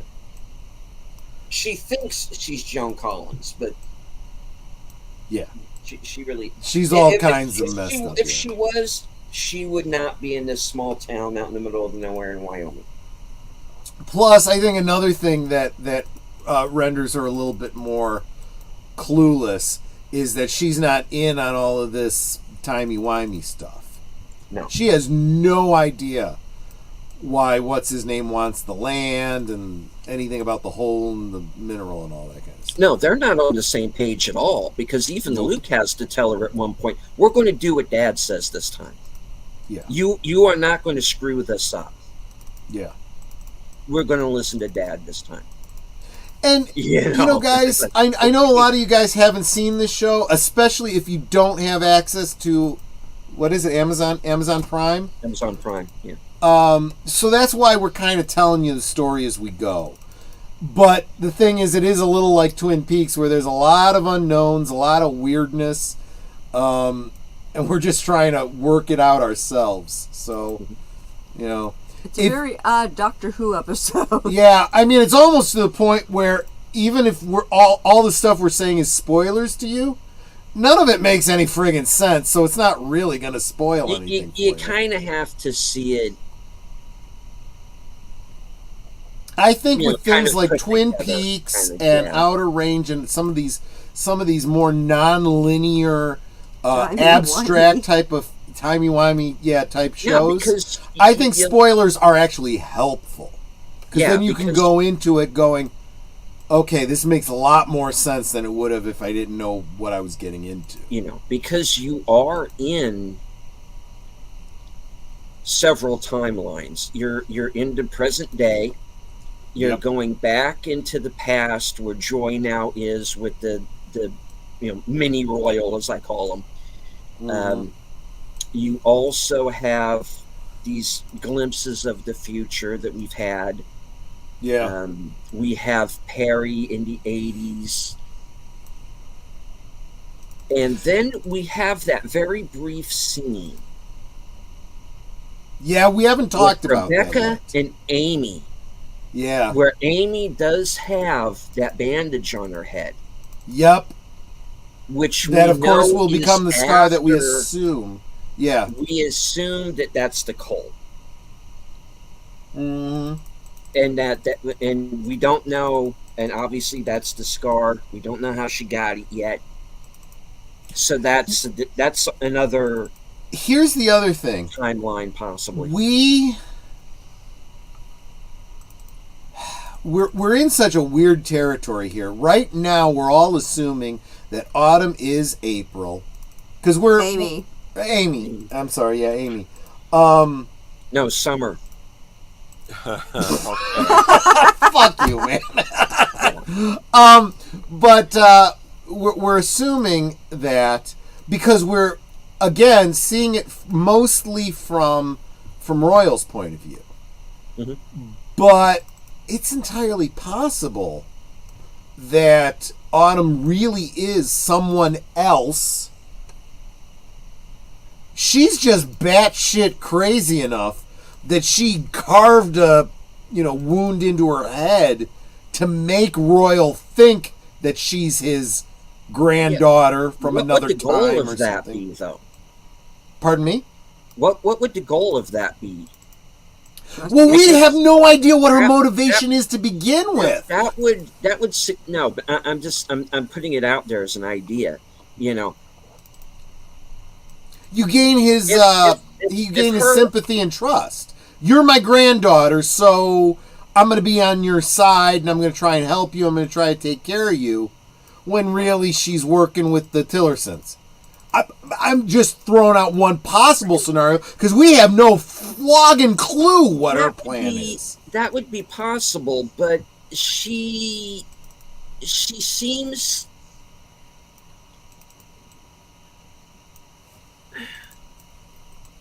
She seems like she's just as ready to set the Tillersons off against each other than she is than involved. Maybe my comparison of her to Harley and the Joker is not that far off. Maybe she's just a vector of chaos. She just wants to cause all kinds of crazy. And real quick, I do want to acknowledge this comment from John. It sounds pretty cool. It's hard to find stuff worth watching. That is exactly why we're doing this. We enjoyed the. Well, actually, I think it was Deleted Scenes who brought this show to our attention and said you got to watch this, and then we did, and we're like, yeah, let's do a stream about this. And now this is the third stream we're doing about this show. The reason we're doing it is to expose you to something new that's actually worth watching. you know? And the one thing that you got to do is you got to let these streaming services know when you find something that's good, because the one thing that I notice with all of them is they take a show like Outer Range and they bury it. And then they take a show like, for example, Tulsa King, where we're going on now 2 years and there's still no season 2. I know they're in the middle of filming it, but I mean, ridiculous. You know, wrap it up. It is ridiculous. You do have to wrap it up. They did the same thing with the Game of Thrones, and I'm not as big a fan of Game of Thrones, and that's a whole other conversation. But still, there was that time between, seasons, these extended periods of time. That kills a show. Yeah, no, you're absolutely right. It's no longer in the zeitgeist. It doesn't get talked about as much. It is the problem tonight. I've never heard of this show. Why? They didn't advertise it, and they took so long. They took 1.5 years between season 1 and 2. You're talking about two separate problems, both of which are probably what's killing not just this show, a lot of the shows on streaming. First, and we have said this all along about streaming, this isn't like Twin Peaks when it first came out, right? Twin Peaks was must-watch because you'd watch it, and then the next day you were all around the water cooler talking about it. It was on network television, and everyone could see it. Now these streaming services, I have Amazon Prime, you have Netflix, you have, for whatever fucking reason, you've got Paramount Plus. I got rid of it. Leave me be. I know. I'm just giving you shit. Look, man, NCIS Sydney. It's NCIS, but in Australia. There you go. Okay. But my point is, look, there's only 2 NCISs. There's NCIS and there's NCIS New Orleans. The rest of them can go to hell. I know what you're thinking. How on earth could you have an NCIS show in Sydney, Australia? Because that's American NCIS. I don't care. I didn't even think about it because I didn't care. They're working with the Australian PD. So it's like you have Australians and Americans on the show. Okay. My point is, though, that we all have different streaming services, and you get to see a small portion of them, but your friends don't see it because they don't subscribe to it, and you can't fucking subscribe to all of these services. You pick one. Hey, I hear there's a new bundle coming out with Disney Plus, Hulu, and HBO Max. None of those 3 have anything I'm interested in, so I don't give a fuck. $29.99. I don't give a fuck. No. I'll tell you what, if it wasn't, and I would normally say, and this isn't strictly true, you guys know this, but I would normally say I don't have any subscription services. I refuse to pay for any. We do have Amazon Prime. But the reason we have Amazon Prime is for the delivery and the ordering goods and stuff, and they happen to bundle in. And honestly, there's a bunch of shows on here and films and stuff I don't even watch, and then it takes deleted scenes to say, have you seen Outer Range yet? No, I've never even heard of it. Oh, it's on Amazon Prime. Oh, I have Amazon Prime. I can watch that. You know what I'm saying? So there's one problem with the whole streaming model, right? The other is you do have this kind of suppression thing, right? The whole, I want to call it the Sonic the Hedgehog thing. They don't want something to be good and be loved. They want it to be woke and you accept it, you know? And that's not how commerce works. I refused. That's why so many people have walked away from Disney Plus. They loved the first couple seasons of Mandalorian. Then everything went to shit, and they're like, "Fuck all this. There's nothing on Disney Plus I want. We're done. Bye." You know. You're saying the Mandalorian came back? Yeah, go woke, go broke. You know, and so what it comes down to is, with that double whammy, a lot of good shows don't quite make it. We don't have that must-watch being able to share it. That's why we do these streams that we do, to share these things with you that you may not have access to. And you can either get the story from us summarizing it, or I'm not suggesting you go to the high seas, but it happens. Oh, I'm If you like suggesting to it sail. straight up. Yeah, right. Yeah. Exactly. You know? Sailing can be fun. Yeah. Sailing takes me away. No. I like Christopher Go- Cross. Yeah. I am manly enough to say I like yacht rock, okay? I grew up in the 80s. Going Anyway. back to the again to the 80s and to something Mark Mountainkoff is saying here in the chat, preferring physical media, and I would think it would be pretty safe to say of the rest of you here on the panel with me that we remember when you had ABC, NBC, CBS, and ETV / PBS. Yep. That was it. Yep. For many years, that was And it. you had some fuzzy channels on the UHF channel. Yeah, which eventually became like HBO and whatnot. And there were ways you could watch HBO early on without being a subscriber. And if you were good friends with the guy that was coming out and putting out the boxes and stuff, yeah. Right, but the point is back in the day, it would be a year between you would have the time of the release of a film to when it would show up on, say, HBO. And about that, when it would come to, and you have the big Sunday night at the movies, and this week was On the Right Track, starring Gary Coleman, and Yay. and so you in this, I'm talking about before VCRs became prevalent in the home. Yep. That was all you had, was you had to wait until a movie came on television to see it.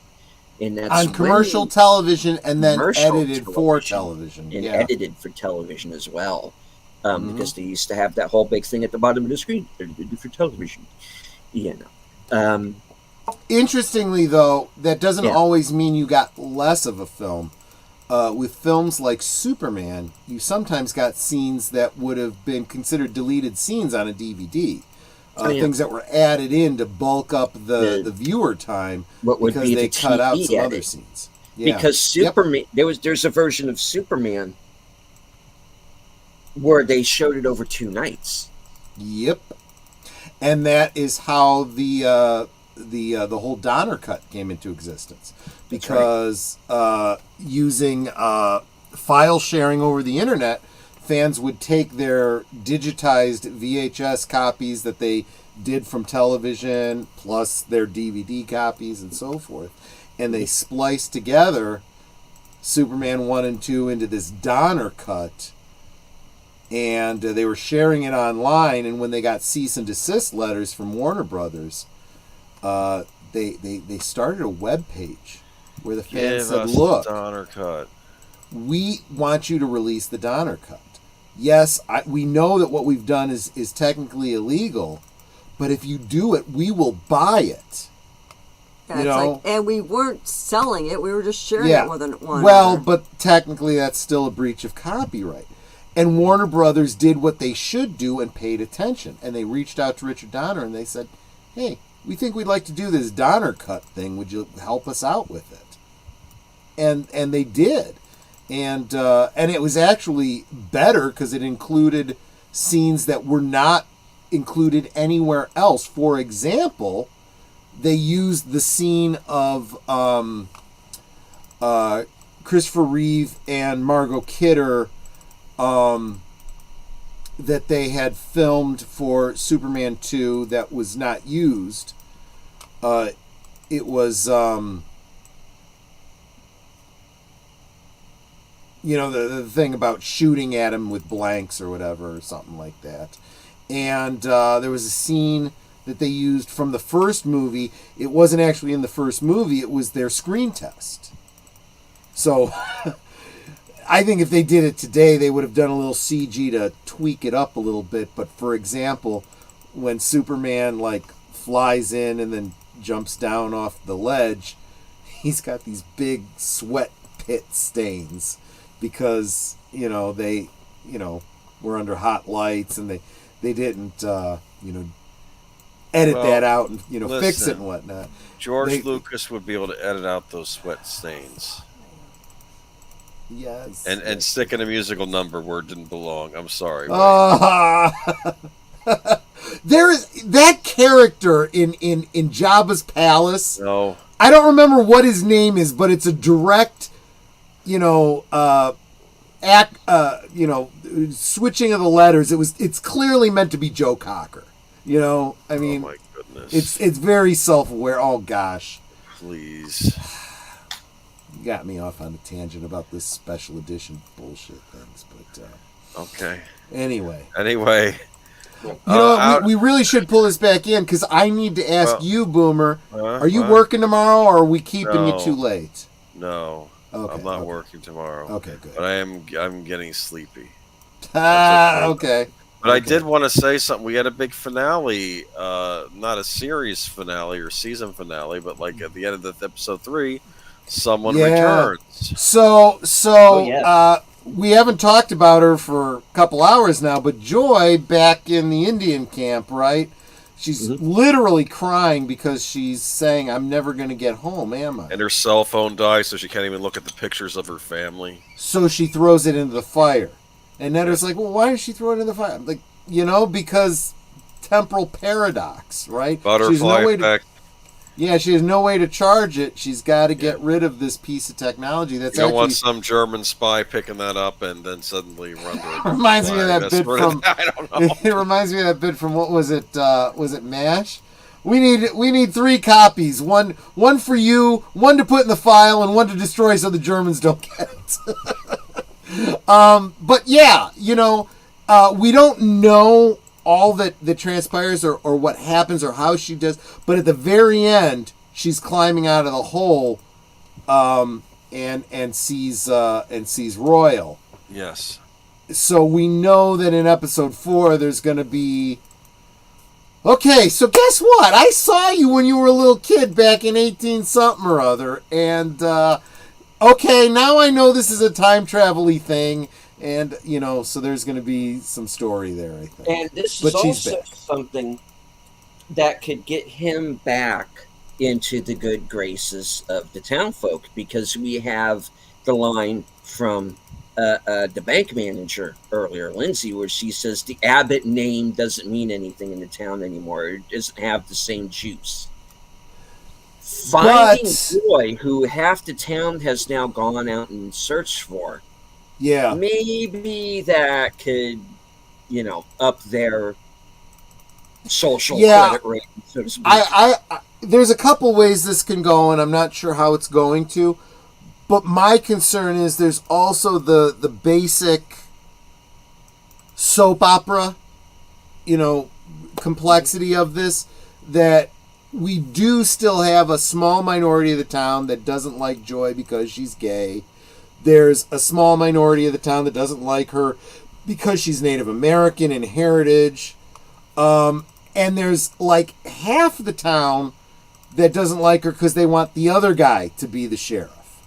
The whole political thing. Tillerson pick. Right. Well, they're just going to have to deal with it then, aren't they? Well, yes, but those are the complexities of the of the storyline that I'm expecting to see going forward. But you're right, that is one possible element. Yeah. I like that Mark says violation of the temporal prime directive. That's an interesting element of this. We have civilians, basic, blue collar type people dealing with these very big sci-fi things in the way that normal people would. You And the know? fact that they have the presence of mind. Perry changes his name. Yes. Royal goes mum. Joy gets throws rid of her. the cell phone. Exactly. It's like, we know And that if we I make a think, mistake, we fuck with the timeline. yes, and what's unfortunate about this is I think they are giving people way too much credit. Because we expect people to be like that. We expect them to go, well, I've seen Back to the Future, I've seen Terminator, I've seen different movies. I know how to deal with time travel, right? You know, I've seen Night of the Living Dead, I've seen The Walking Dead, I know how to deal with zombies, right? I even like that one line in From Dusk Till Dawn, the Yes. Quentin Tarantino. You know, wait a minute, we know all this stuff from movies about vampires. What do we really know about these real vampires? That's a great line. But it's, again, showing somebody who's like, we might know something, we're thinking right, let's make sure we're right. But unfortunately, I feel like when I look at the world around us in the real world, there are not enough people who have learned the lessons. I brought up Terminator. Why the fuck are we developing AI and giving it weapons? Did nobody in the government ever see Terminator? Guess not. They probably figure it's a kid's movie. Come on.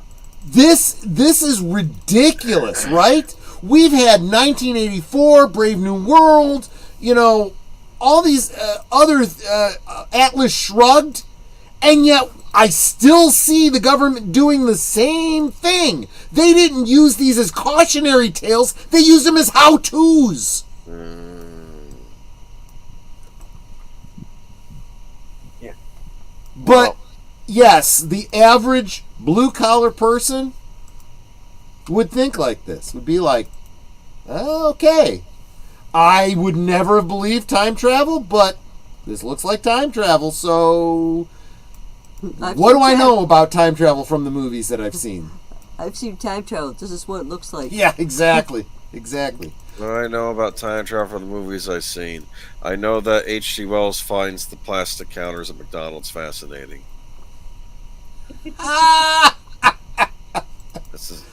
Or depending on which H.G. Wells film you see, you know, he realizes that no matter what he does, he can't save his wife. That's right. That's the other one. Yeah, yeah. That was The Time remake. After Time. No. After... It was the remake of the Time That Machine. was the remake. I want to say it's not really a remake because it's just adapting the same book, so it's another adaptation of. Yeah, the good Time point. Machine. Good point. But I thought the Morlocks were interesting. I liked them in the book. They were eating the Eloi. Yes, exactly right. But yeah, you know, that's what this is. And so far, you can get annoyed with the baddies, you can get annoyed with the crazies, but by and large, you can't fault it for being fairly realistic about the way people might respond to these kinds of weirdo supernatural-y type of situations. I think whoever's writing this is doing a pretty damn good job, and I'm very, very happy with this. You know, like I said before, to the extent that there's anything in quotes woke in it, or you know, ultra progressive or whatever, it's done in a very organic way that doesn't piss me off. Right, because there's something that I wanted to bring up, and it's one shot, and this is when Cecilia goes to the police station, and it's pandemonium because they've just had the stampede. Yes. Joy is missing. Right. You know, they got all of this stuff going on. And she looks up, she has that moment where she looks up on the wall. Uh-huh. And it's the missing posters of all of these Native women. Yes. And I thought, okay, we're about to go into Wind River territory here. Yeah. I remember because Wind River. if you look into the number of unsolved disappearances of Native American women in this country and in Canada, the numbers are staggering.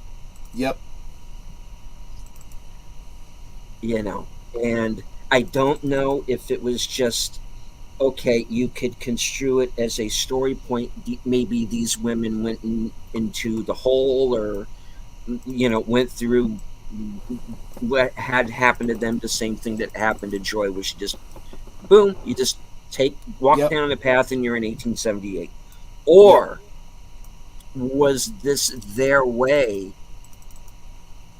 of letting you know, hey, this is something that is actually, in fact, going on? You know, that's why I one of the things that I like about this show is they are throwing this socio-political stuff into the show, but it's stuff that's happening. Yeah. You can't deny that this is totally something that is totally realistic, that could, you know, you'd expect to happen. And I really don't have a problem with that, especially if you want to throw out something topical and you just throw it out like that in the natural way that an ordinary person would encounter it. Maybe think about it for a second, but then be distracted by real life. This is pretty realistic. And to the audience, those that know, right? Mm-hmm. And those that don't can pick it up from some news article that they read online later on, some commentary or something, you know? That's actually pretty darn good writing. To bolster the idea that, you know, some of these women at least very likely went on a time jaunt. We got that gal from 1972, right? So we know at least one, and Joy. So we know at least two this actually did for real happen to, right? We don't know if all of them did. In fact, if we're intellectually honest and we compare it to the real world, we know that a lot of them got trafficked, you know, and that's a thing. But it doesn't need to be a major plot point. It's just something for you to think about if you caught it. Real quick, I want to say hi to Fat Steven. Haven't seen you in a long time, buddy, but so glad to see you. We are kind of wrapping up here, but so appreciate you guys stopping by. And Mark, of course, is bringing up, for those of you that don't know the reference, an episode of Star Trek The Next Generation called Tapestry, where the Deus Ex Machina Q gives Picard an opportunity to go back in time and change a key element of his history. That element being that he, as a young man, was cocky and stupid, and he picked a fight with these Nausicaans, which are like, you know, kind of like Klingons, but not. And in the fight, they stick him with a dagger through his chest, and they would have killed him if he didn't live in the future and was able to get an artificial heart. Well, in the present day, that artificial heart is having a problem, and it looks like he's going to die. And he's like, well, if that had never happened, you know, I wouldn't die now. But then, you know, when, you know, Q changes history for him, so that never happened, he finds he's not the captain of the Enterprise anymore. He's like an ensign. He's like an ensign. At his age, he's an ensign. I think he was he a blue shirt? So he was science. And he was a coward. Yeah, he was this guy who basically never accomplished anything, really. Exactly. And he did not like this. And even when he said, you think I have a chance at command, I think the captain of the ship was Riker. And he's like, I'm sorry, Picard, you know, I just don't think you have it in you. You could try, but you just don't have that, whatever it is that makes for. And you know, he says to Q, he's like, well, wait a minute, you know, what happened? And he says, you don't understand. That incident made you who you are. You faced mortality. You took risks. That's what made you Picard, the captain that, went out and did all these great things, the Picard maneuver and the fought the Borg and all this kind of stuff. If you avoided that, you avoided conflict all your life, and this is where you are, mediocrity. And he says, I appreciate the lesson. Can you put things back? Do you realize that means you could die? I'd rather die the man I was than live as this. Hey. And actually, the many times Q shows up, as that Deus Ex Machina, the lessons that Picard learns, Picard starts to learn to appreciate Q, and for those kinds of things, like a mentor almost. And although he kind of mentors Q on some occasions too, but yes, tapestry. You pull one little thread in the tapestry and it unravels your whole life. And that's the lesson of a time travel story, right? The butterfly effect, right? You go back in time to the time of the dinosaurs because you want to hunt dinosaurs, right? It's called Butterfly. It's a short story called Butterfly. I don't remember who wrote it, but in the future they developed time travel and they've opened up a portal to, like the Jurassic period or whatever, and they have these hovering walkways built above the ground so that nothing can be touched. No, not a blade of grass can be broken or whatever. And you're going back in time with a guide who points out a dinosaur that you can hunt. A dinosaur that they know, because they're time-traveling scouts, know that dinosaur is going to die anyway, so it won't affect time. You can shoot that dinosaur and, be pleased with, having, killed a Brontosaurus or a T-Rex or whatever, right? Sound of Thunder, yeah. Oh, the Sound of Thunder, thank you. I thought it was Butterfly. Yeah, that was Bradbury, I think, wasn't it? Bradbury? It may have been. Might have been Philip K. Dick for all I know. It was one of those guys. Yeah. But someone goes off the path and they're not supposed to, and they step on a butterfly or something like that, which is a little on the nose. And they're like, that's foreboding and so on and so forth. You don't know what that could do. It's just a butterfly, whatever. They get back to the present only to find out that all the signage, the language has changed. Like phonetically, everything is spelled differently. And the results of a recent election have gone the opposite way. And it's become it's gone from a cool, nice, almost, utopian democracy into this apocalyptic, fascist regime, just because somebody stepped on a bug back in the Jurassic period. It's because Biff got a hold of that magazine. Yeah, exactly. But yeah. And welcome, Gorilla Random Thoughts. I'm guessing you might have been here a while and I didn't even see him. I'm sorry about that. But so yeah, that's Outer Range. That's the first 3 episodes of season 2, which is apparently the last season. No, of Outer Range. I know, right? Better wrap it up, man.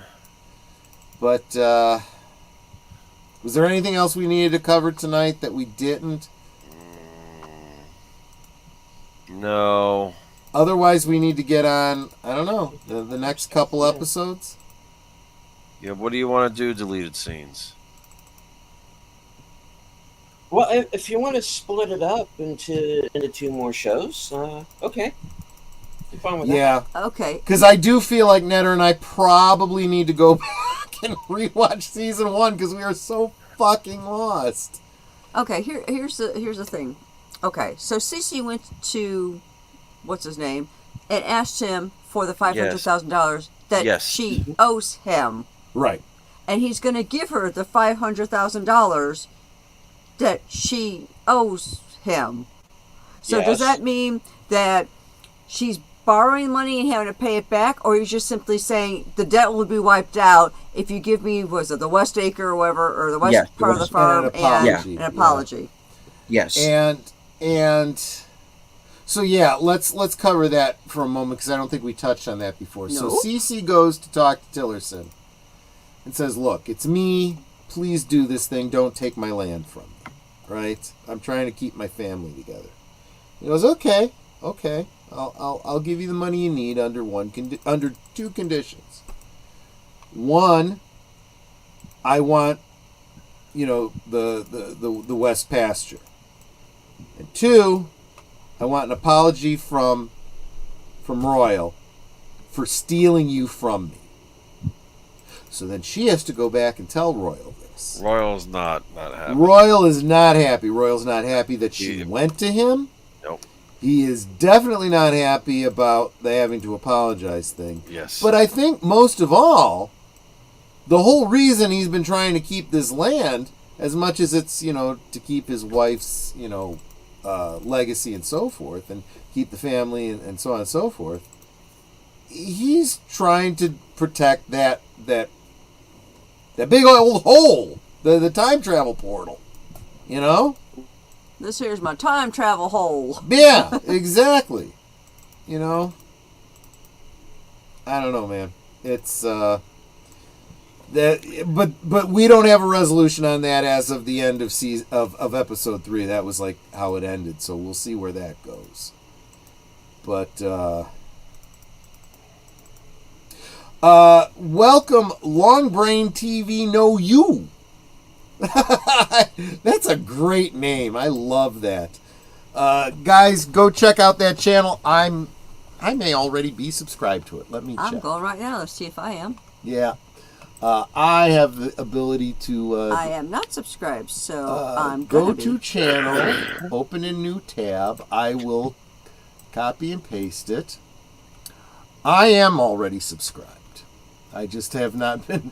I'm going to have to hit the notification bell so I actually see when a video gets posted. But, guys, go ahead and subscribe to Long Brain TV Know You. And thank you so much for being here, my friend. We are talking about the show Outer Range. We have two streams where we talked about season 1 linked down below if you want to go check those out. But then tonight we were talking about the first 3 episodes of season 2, which dropped how long ago now? When did these drop? Earlier. About a month ago. Yeah, about a month ago. Yeah. We've just been so busy we haven't had a chance to talk about it. But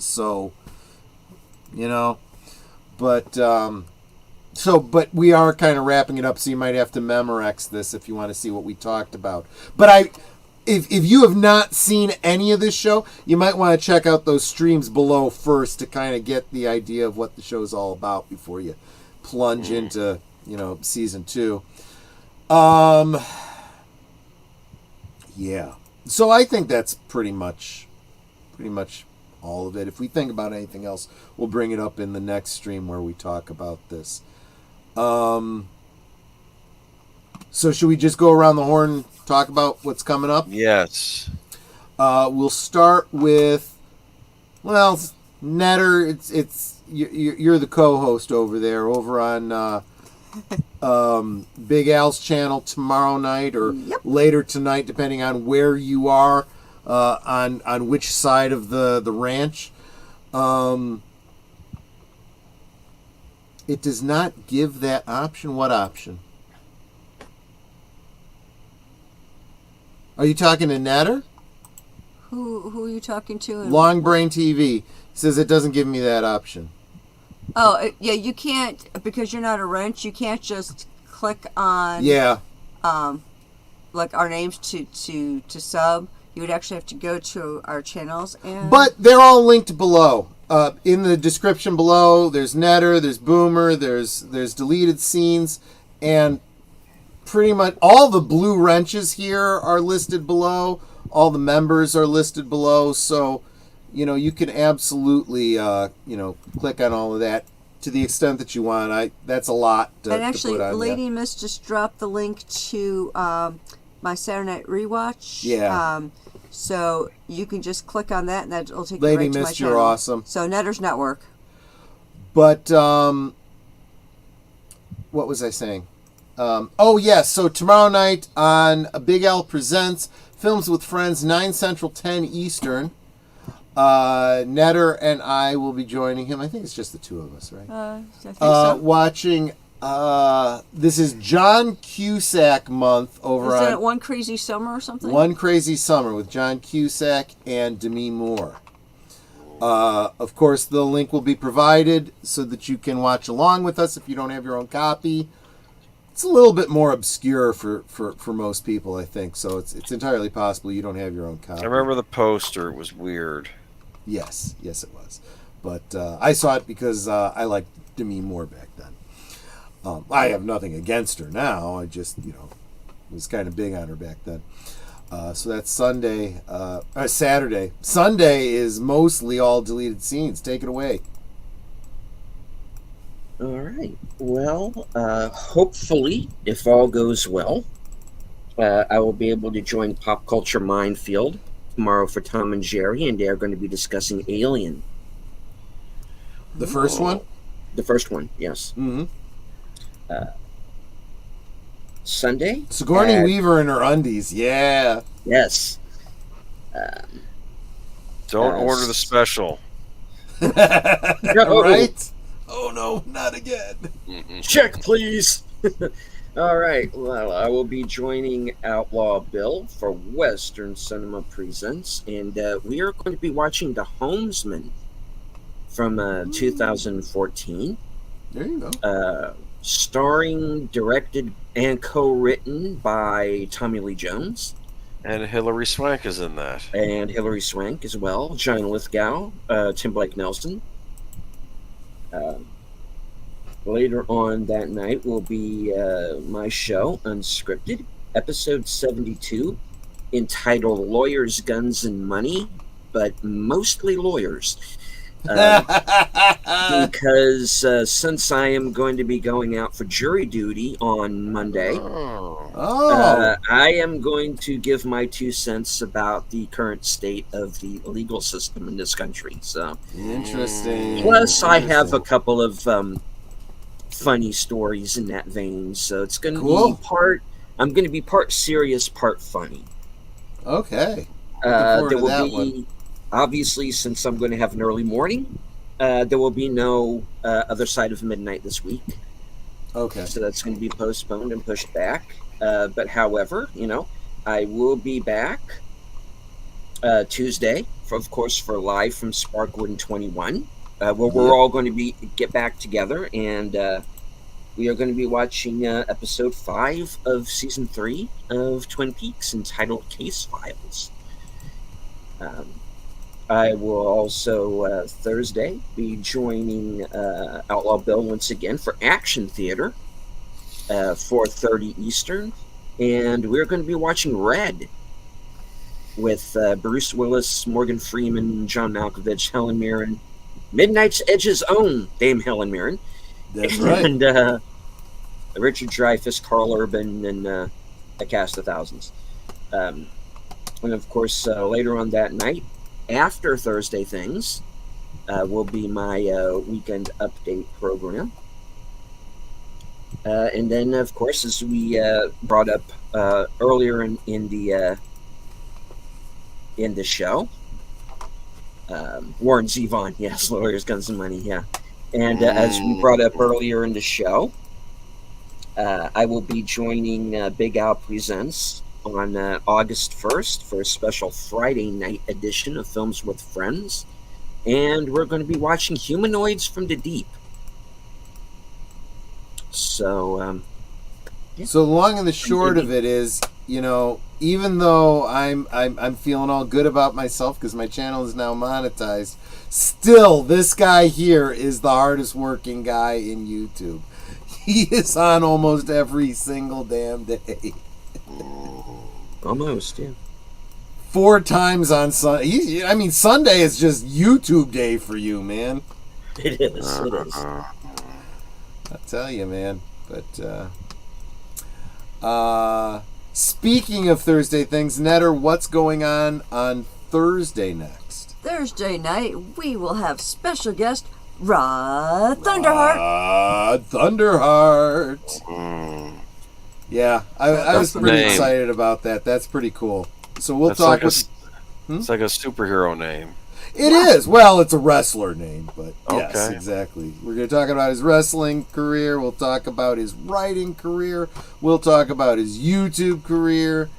We'll talk about whatever he feels like talking about. So get to know him. Make sure you subscribe to him too. And that is Thursday, standard time, 9 Central, 10 Eastern, over on Netter's Network. Agent Boomer, what you got coming up? All right, Sunday, I have Geeky Geezers, where we talk about the latest in geek news or entertainment news, and we're going to talk about Warner Brothers and how they're probably losing the NBA rights, which will mean disaster for them. We'll probably also be talking about some Disney news. Creature Commandos from James Gunn on Warner Brothers, yeah. And some weird Olympic crap, because I just feel like it. It's your show. It's my show. And what else are we going to be talking about? There was some game-related stuff. Oh, yeah. Xbox controllers that are shaped like Deadpool's butt. That's funny. To be fair, they made a Wolverine butt one, too. I don't think you can buy them in stores, but we'll talk more about that on Sunday. Cool. Deadpool, yes. And then on my front, Monday night at the movies, we will have another double feature, starting with Demolition Man, starring Sylvester Stallone and Wesley Snipes, followed by Sylvester Stallone in Judge Dredd. So that's Monday night at the movies, 8 Central, 9 Eastern. Again, the Cosme link will be provided in the chat so you can watch along with us if you don't have your own copy. But for these two films, I really recommend you get yourself the physical media. Those movies are definitely worth owning. Tuesday, yep, I'll be with you guys on Live from Sparkwood in 21. Thursday, I'll be on Netter's Network with Rob Thunderheart. Next Friday. Have we talked about what we're talking about next week, Agent Boomer? No. Probably not. Okay. If you don't want to do outer range, have you watched Cobra Kai yet? The new ones. Maybe we want to wait on that. I have not. Well, but you know what? I'll try to think there of is so much for me to get caught up on. I don't want to give myself just a week. Yeah, you want to. I want to catch up on the next couple episodes of Outer Range. I do want to watch Cobra Kai. Netter is halfway through a South Korean drama. What? That she's Queen of Tears. Yeah, we still need to finish. And I know what we could talk about. Remember we said we'd do a stream about dreams someday. We could always do that next Friday, unless you had other plans. Holy crap! Yeah. Is that too much? We don't have to do it next week. But no, that's not a bad idea. Dreams. Oh, you know what you could talk have about? A few ideas. You could talk about Memphis, Elvis, the Beatles, and the Rolling Stones. Yeah, you smart ass. No, I like that. We'll talk dreams. I may even open next week with a song. I may even open with a song next week. Cool. And John, I know I still owe you a song. I will be doing that. I am revamping my take on the buy me a drink for a song kind of thing. I think it's going to become a regular or VIP premium thing, and it will probably move to Rumble because he keeps getting strikes. It's too much of a challenge to work through on YouTube. So I am considering and thinking and working that out. So I just love this. Long Brain TV No You said I saw the new Cobra Kai. Good. We will be check out my last week's Monday Night at the Movies. We did a rewatch of Karate Kid and Karate Kid 2. Kind of did a little bit of a breakdown, kind of tied some of the story elements to Cobra Kai. Was it last year? We had talked... No. Last Friday's stream, we did a kind of retrospective on the past 5 years of Cobra Kai.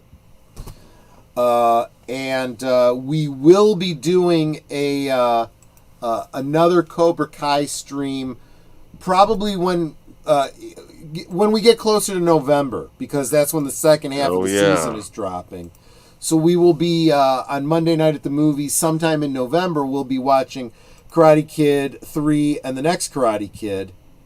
We'll do a retrospective commentary, whatever, on the first half of Cobra Kai Season 6 in preparation for the next one dropping. And then we'll do a follow-up after that.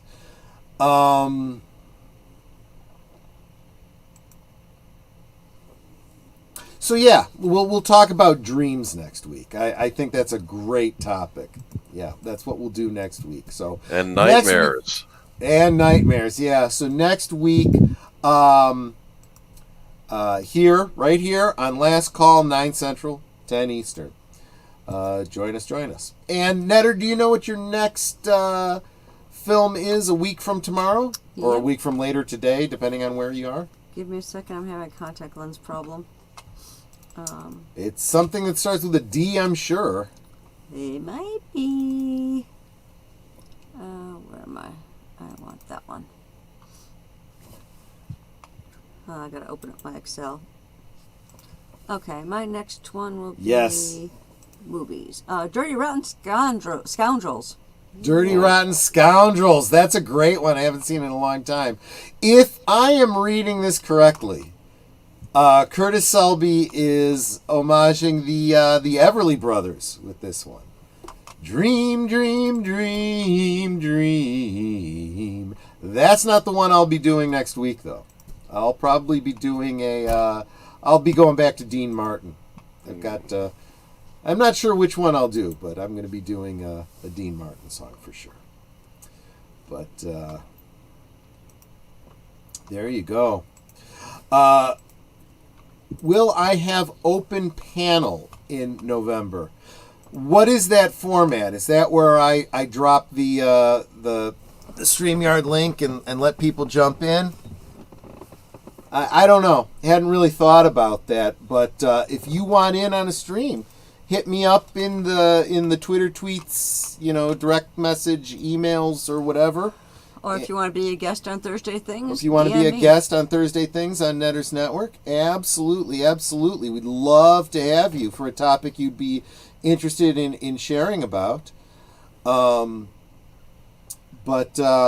Yeah, absolutely. I try not to do too much of the like you call it, open panels. They get kind of chaotic, and we've gotten some characters, so I'd rather keep it a little bit smaller, a little bit more intimate.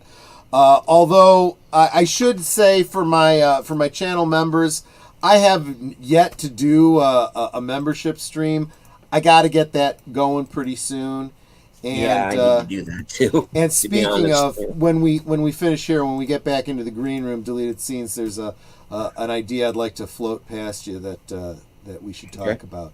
But but I will tell you something else that's coming up in November, and longtime followers of the channel know this. Thanksgiving. Well, Thanksgiving is true, but what other holiday do we celebrate in November? Well, no, that's October actually.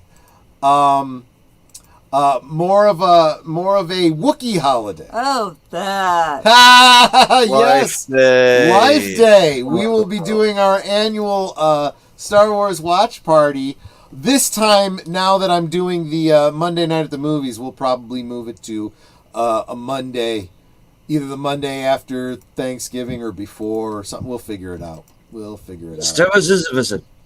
Just have a holiday. Yeah, I know. Holiday special. Okay, sorry. Sorry, my throat. We celebrate this day of days. Oh, don't, please. You want a divorce? I know, exactly. You know where I sleep. Next Saturday is our anniversary. Yes. It's like, if you want us to remain alive for our anniversary, right, don't sing that song. Exactly right. So there It'll you be go. 32 years for anyone who's interested or curious. Exactly right. Exactly right.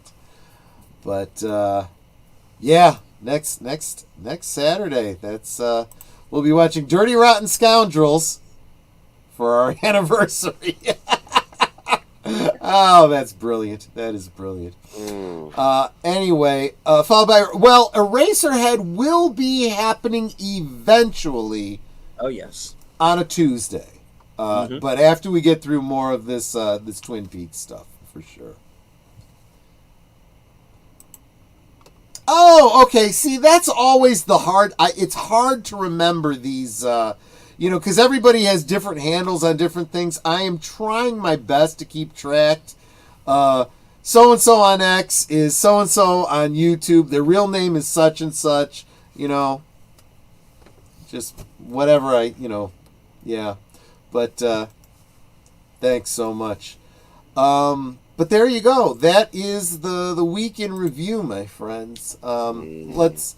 we know what's coming up in the next week. Let's just get last words. Any last words, Age of Boomer? No, just keep watching Outer Range and enjoy it while it lasts, because I guess there's only 4 more episodes. You never know. If enough people start watching it, maybe they'll reconsider. Yes. There you go. Deleted scenes. Last thoughts? Well, once again, thank you very much for having me on the show. Absolutely. I would like to thank everyone who joined us in the chat, regardless of whoever's channel you might have been on. I'd like to thank everyone who's following along on Twitter. I can't see you, but I know that you're there. And as I always say at the end of all of my shows, good night, take care, stay strong, be safe, because this is how we win. Absolutely. Before we get to Netter, I just want to say yes. Thank you so much. Long Brain TV, know you, and and of course Ken. You all these are just the different handles, but his name is Ken, and we know he is Knuff. Yes. So, Netter, you want to take us out? I can't, but don't ask me to pronounce that last one. I don't know it's meant to be pronounced. It's like, now I want to see that in the chat. Yeah. Oh, sure, it's here somewhere. I'm just not seeing it. Anyway, don't forget to sub to every member of the panel with the links below, as Troy always puts them, as well as every member of the chat. And if you think you're sub, please go back and double check you're still sub, because YouTube. Subs, likes. If you really, really like me, put on the notifications bell. If you really like those of us, well, I'm not one of them, but those who are monetized, right. Become a member. Every dollar, I know, at least I know for us, every dollar that you guys spend goes back into the channel. It goes right back into the channel. In fact, my guest on Thursday Things turned us on to a mixer, so that's on my to buy list. Yep. And then if we just want to get better microphones, but it's like we can't do this without your support. And eventually, we're hoping that this will be supporting us as our livelihood, because eventually we're not going to want to work our day jobs anymore. I mean, we're old farts. We're getting to retirement age. Let's oh jeez, thank you so much, Curtis. You are awesome. And so this one went to Jonathan Conroy. Was gifted a membership. Thanks so much. Every time you do a gift membership, I gotta update my closing credits. I'm not complaining. Keep me working, make me cry. It's like, yeah, like I said, every bit goes right back into our channels.